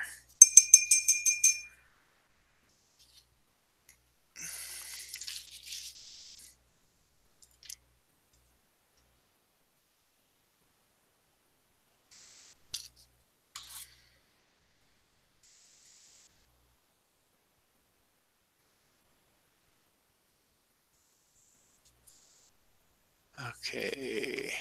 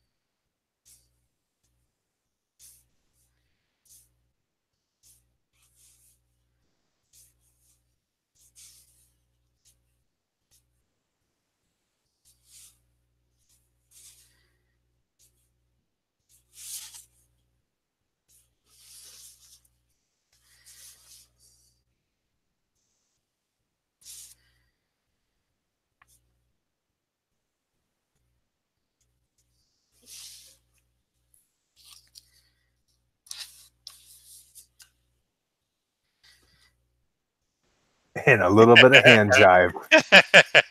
That's like the blackjack dealer when their shift is over at the table. They Yes. kind of got to show their hands at nothing up their sleeve or something. So I think we got it done. Ken came in. He says, "Oh wow, I love that."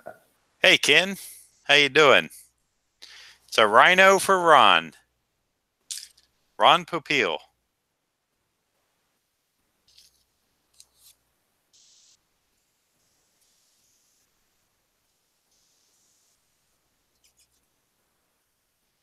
And perfect for a profile, I think, with the horns Yeah.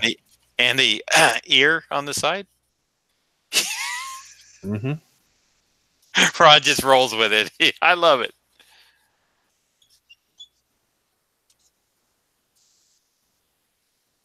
Man, I couldn't tell what that was. But then when I started going through other views off of that 41, Right. yeah, I could see eyes. Yeah, it's kind of one of those things that, it's like, well, it could be anything really, but like I said, I think on the first one, I had some bad reference that didn't even show anything other than just some like couple of lines, and I was like, what is that? And I thought it was just, sometimes they have a character with just like a cup for the ear or something.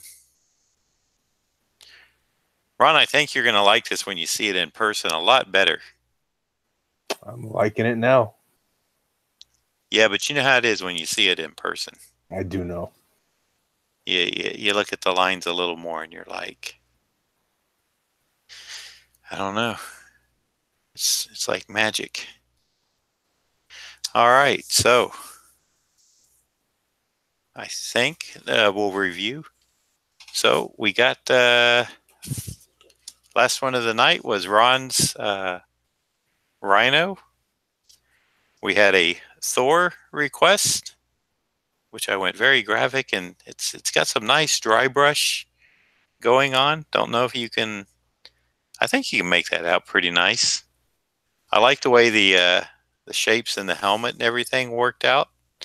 And then I got to admit, I like this. The Steve Ditko inspired half Peter Parker, half Spider-Man. And yes, I did pull up Steve Ditko reference.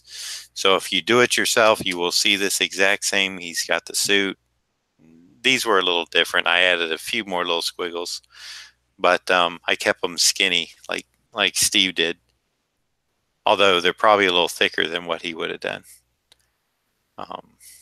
So that was the three. That was the Friday night.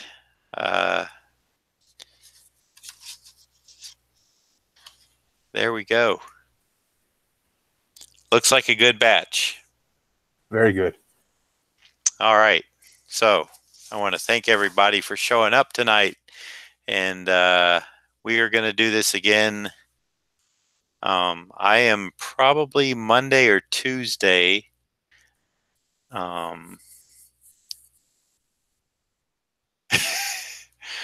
Let's see. Vaughn says he has to do an icon for variety.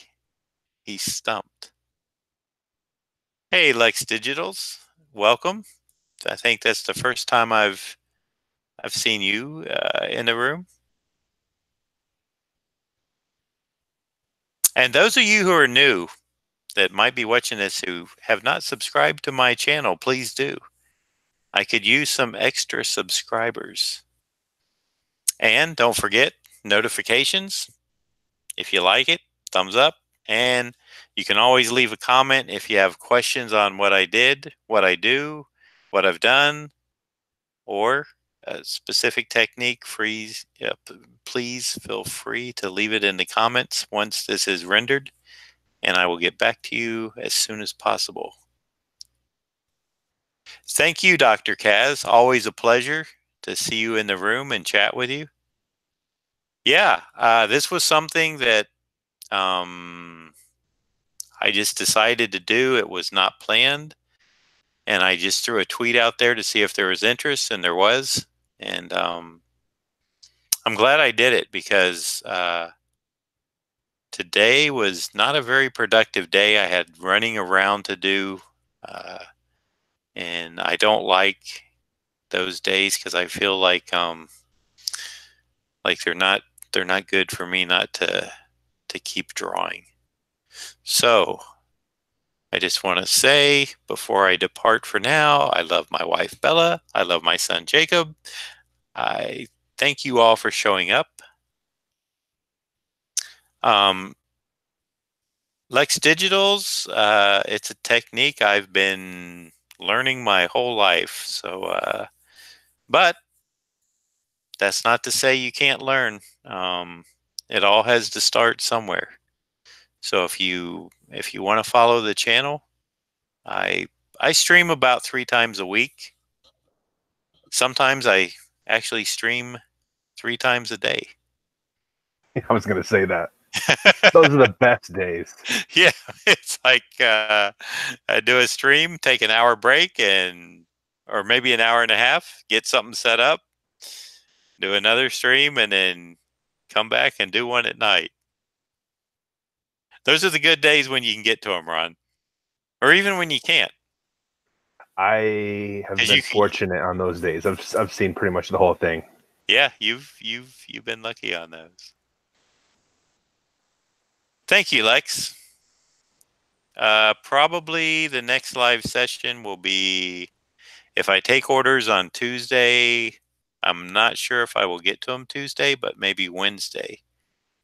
So we'll see. But thank you, everybody. Like I said, likes and comments do help, and I appreciate all of them. So if you, on the way out, if you want to hit that thumbs up for me, and if you want to come back and leave a comment, please do. So until next time, I will say goodbye. This is John Beatty, and this is my co-host Ron that's been fielding questions for me as I work. And we will see you all very, very soon. Ron, you want to say goodbye? Hey, take care. Have a good night. All right, everybody. Take care. See you next time.